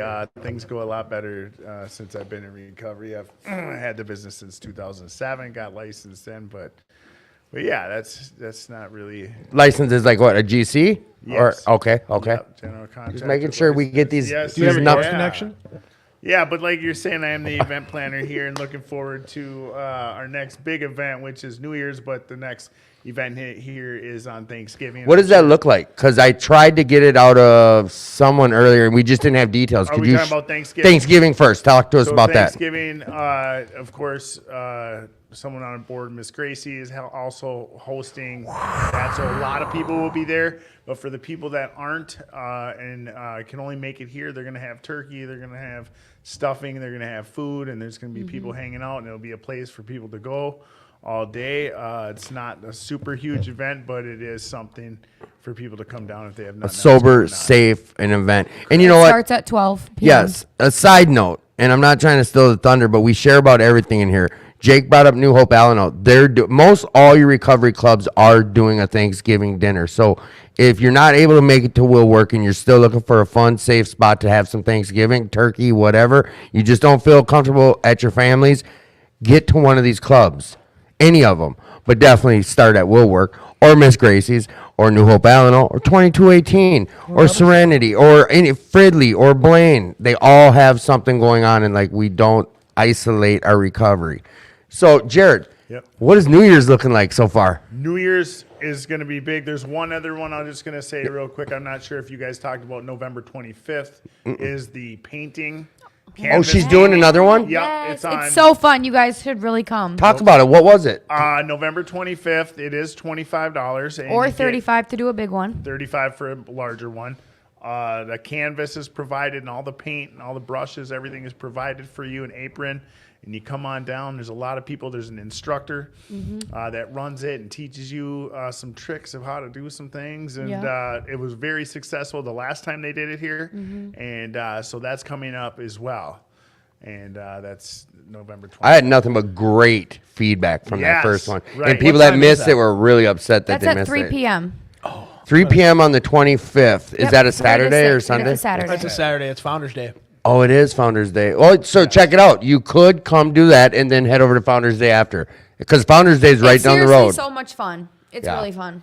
So looking forward to that. And then, yes, the New Year's thing, which is going to be themed, and it's going to be 50s. All right. So, you know, Poodle that's like skirts food- and yeah. greased hair. There you go. Yep. And so still working on what I'm going to be wearing for that. And there will be It'll be something elaborate. because you know, a lot of these NA things can't do cash prizes for things like that because it's kind of a gambling Right, thing. right. But we can't here because it's a recovery center. RCO, so baby. there will be cash prizes. Cash prizes! Yep, and money. so, yep, looking forward to that. And after Halloween and how successful that was and how good of a time everyone had, we look forward to doing that again. And, of course, we're going to have a DJ. We're going to have food. We'll be here till midnight. New Year's is on a Sunday this year. So, you know what I'm saying? But most people probably have that Monday off maybe of work, but we'll see. And here's the other thing is I've only brought it up once, and I'm going to start sharing about this more because the club does need your help financially and just some support. You can go to WWFR.org, and if you're able to financially help the club out, please do. They did get a grant some time ago, but only one, and that money has ran out. People were under some weird assumptions about that grant, and it took them forever to get it. Just like a lot of the clubs were working hard on getting that. And now these doors only stay open by 7th tradition in meetings that are held here. And that's the other thing that I was told to bring up is if you're looking for a place to have a meeting or you want to start a meeting, we've got multiple rooms here. Like the podcast room, this is only half. You guys saw the curtain earlier. This is open to start a meeting. You can hold about 30 to 40 people in here very comfortably. Plus, there's 4 other rooms that we can set up meetings in. So come down here if you're looking to start a meeting. They do really great job at accommodating too. So come down, be part of this club. And we are doing a coat drive. And this is going to go all the way through, I think, at least till the end of February, I believe. But if you have some coats, decent coats, newer coats that just whatever the case is, come bring them on down. We'll take coats. All right, enough of the plugs. Jared. Yes, sir. Why did you become the core? Why are you doing this? Why are you taking this position on? I've been in recovery quite a while. I did a few treatments and just kept failing and going back to day one. And so I got a sponsor, and when I did relapse, you know, my sponsor would come and he would say, "So what are you going to change?" And that question would make me angry, and I would say, "I'm already doing so much. How can I do more? I have family, I have a job, I have a business. How can I put any more effort into my recovery?" And he's like, "Because you're failing. So what are you going to change?" And so I said, "Well, I guess I'm going to have to do some more service things." And and so that made me want to get more involved. And I've always loved hosting parties, and that was a big part of my life, pre-recovery. And so I try to coordinate, get some of that involved in it too. And this is where I landed, and I love it, and it's super fun, and I'm so grateful and hold a lot of gratitude for the opportunity that Will Work for Recovery has given me. Like your sponsor said, what's the bottom of that say right there, Jake? Read the bottom of that. Very bottom. If our recovery doesn't come first, everything we love will come last. Huh. That's right. Where's the Said you're applause doing button? something wrong, and that was a hard Where's thing the to hear. applause button? The top, yep, that one. Yep. That a girl. Yeah. Yeah. Paul, didn't you want to hop on for a second and share some message? You got to go? Yep. Well, what are you grateful for? You don't get to just leave. You got to, it's attitude for gratitude. What's your I'm grateful gratitude? for all of you. I'm grateful for Will Work, and I'm grateful for life and God. Let's just say this to be the last time you're ever on the show. That's what you want to leave with? Tim, he always guilts me into some shit. I'm grateful for, again, my recovery, Will Work, my friends, my family, God. We're going to start calling it the Timmy Springer Show. Timmy Springer, you're damn right. And I'm going to start making you guys get, she is the mother. Second, third, fifth chances, all that good stuff. So We are grateful for you, Maddie, for stepping up here at the club, taking care of meeting lists, taking care of all the stuff you guys don't see behind the scenes. Maddie's part of all that stuff, getting new signs up, getting all the flyers out. She does a lot of that stuff with Carolyn, the unseen stuff. It's people like her, like the grease that keeps the wheels spinning. Thank you, Maddie. Thanks, Maddie. Same with you, Jared. Like, you do a lot around here, too. Run that Monday night meeting, just like Maddie chairs meetings. Like, you guys, the unsung heroes that will work is these people that we're having on and talking about. Like, we appreciate you guys. The whole community does. Thanks. All right. So this, I think, is where we're going to start wrapping up. What I want to hear from you, Jared. Jared needs a couple more questions. Yeah, I did you not just hear what I need to hear from you, Jared, is... Hey, wait, is there any more monkey wrenches you want to throw over here real quick? Talk to me about your gratitude. Oh, super high gratitude. Like you'd asked about my company, how's that going since recovery? So much has changed since I, got involved in the program. And of course, part of the program is holding gratitude, because if you have gratitude for what you have today, not for what you want or need, but if for what you have, Right on. you will be happy and you will be able to succeed in this program. And without it, you will not succeed. And that's my opinion, but I can almost guarantee you that without it, so be very thankful for what you got. You ain't going nowhere yet. I'm just going to get this all right. What were you saying, Jacob? You were just, I thought you're. Oh, no. Sign What I wanted to do real quick is give some real quick shout outs. We had a lot of people check in tonight. We're grateful for everyone that came down here in person. Anyone listening, you're welcome to come check out the show. You don't have to hop on. I know I might get mess with people like, get on. You don't get no candy unless you're on. But the people that come in here and just watch the show, support the show, people gave me a lot of advice and a lot of suggestions. And that's what we do here in recovery, is take suggestions. And I ask for constructive criticism, and Paul gives me a lot of it. So, Nick, we appreciate you. Morgan and Kyle, sorry about your loss. We love you. Jacob M. and Jacob J. and Melinda and Frank, everyone who messaged me directly, I appreciate that. I know you messaged me, so I wasn't putting your name out there, but I appreciate all those questions that came in. If we didn't get to your question or I didn't say your name, it's not personal, just so many. We had Jay Willie checking in, Marty and Jose and Joyce and Dustin and Carrie and Jason and Tom, TZ, Jedediah, LaCroix, JR, and Marty.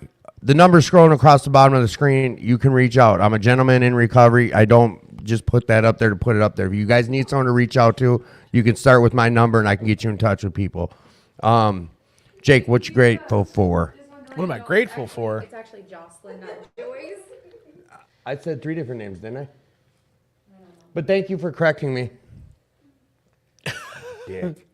Right after you got I done thought you saying were you take leaving. constructive criticism. I'll see you in the morning, though. Hang on. No, go ahead. I need to hear about your gratitude. I'm very grateful for, JOCE is what? just where I have a home at. Like, my biggest grateful is Robbinsdale, Illinois. Right, like that's become my home. It's where I did a lot of growing up.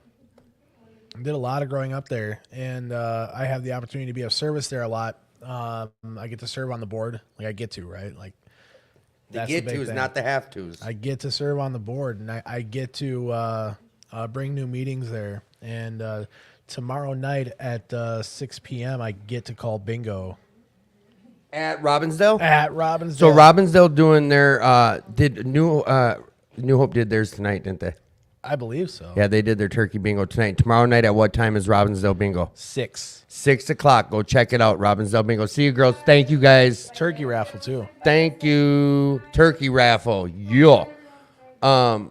Jake comes correct. He's been really getting part of this show, and you guys are always going to be seeing him unless something's come up, or unless something comes up. He's going to help incorporate some direction of the show. We were talking about doing topics or something. We're still trying to figure out how to make this work where we're cycling through people and making sure that people out there who want to get on get a chance to get on, because we are dealing sometimes with the struggles of curfew. This is a place where there is a lot of newcomers and a lot of people that are still in sober living that have to abide by curfews. I know we have a lot of Salvation Army guys that come here. They only can be out till 8:30. So it's hard to cycle through them, and I don't want to be rude to people sharing. We're working on it. That's why I always ask for you guys' suggestions. Jared, Jake, what do you guys got to add to the show before we close her down? I'll just say whole gratitude for Will Work for Recovery. And like the meeting tonight, there was like, 150 people here tonight. How inspirational is that? Yeah, that's the hope shot. A lot of people talking about how sobriety is a new cool thing, and look at the outcome and all the support. Thank you. Thank you. Tad, before we close up, you want to hop on and talk to us about your gratitude? Come on, get over here. And you know what? I need you to share about what's going on at 8 o'clock besides the podcast, the new thing that started tonight. Besides the podcast? Yes, there's something else that's happening right after the meeting. Word. Who are you, and tell us about the new event happening at 8 o'clock. And then my gratitude? Yeah. Oh, okay, I'm Tad. I'm a drug addict. Hey, Tad. Tad. So on Friday nights at 8 o'clock till about midnight-ish, we'll see how it goes. We just started tonight, but we didn't make no announcements. The big room where the meetings are at Will Work is just going to be open for fellowship. We're going to do some movies sometimes. Dale has generously offered to rent one movie on his Amazon every week. And we can see how that evolves if we need to vote or we just pick a movie, whatever's clever. And we're going to get some board games, maybe some cards, whatever's clever. And there'll be a couple of us that have been around for a while just to make sure everything's safe and all that stuff. You know, nothing too serious, but it's going to be fun. Now tell me about your gratitude, young man. I'm grateful for a service work opportunity. I got my permit, so I'll be driving again soon. Hey. Never too late to start, boys and girls. Something I've been procrastinating on, you know. So all those real life goals that I needed to get done that I procrastinated on are getting done, and you know, sometimes quickly, sometimes slowly, but really just life, man. Life's good, and even the stuff that's not so good. I got my boot off, and I'm walking walking normal with a shoe. Tad got ran over by a car not too long ago, and he was in a boot forever. I had, I mean, maybe not to talk about this on the podcast about recovery, but I had my first big gambling win ever, so that was cool. Yeah. So gratitude about winning that stuff. Tad, thank you for stepping up here at the club. Thank you for giving people an opportunity to even stick around longer and do some fellowship and just relax and have a safe place to hang out on a Friday night, especially if they didn't want to come in here and be pressured to come on the air. Dustin. Yes, sir. Gratitude. We never heard about your gratitude before you got asked to get off the show. I owe a debt of gratitude to this program that can never be repaid. So my gratitude, or my way of repaying that, is to show up grateful every single day. And I start every day off with gratitude. Hey, you know, I tell everybody I'm not dead or in prison, so anything above that, I'm playing with house money. Well put. We lost internet. We appreciate you. If you're out there struggling and you can still hear my voice, please stick with it. Come check out 2520 North 2nd Street. It's called Will Work for Recovery. We did talk about a lot of other places tonight. Talked about Robbinsdale, Alleno, New Hope, Alleno, Blaine and Fridley, Alleno. We talked about Serenity Village. We talked about Eagle Brook. Talked about 2218. Go get your recovery. We've talked about tons of places all around this entire metro, all over the joint. If you're curious about where to go, you can reach out, come on down here and ask about other meetings. But you deserve your recovery. If you're struggling, just stick with it. Come on down. If no one's told you today, you're worth it. You're worthy and you are loved. We love you. We appreciate the support. Till next week. Adios.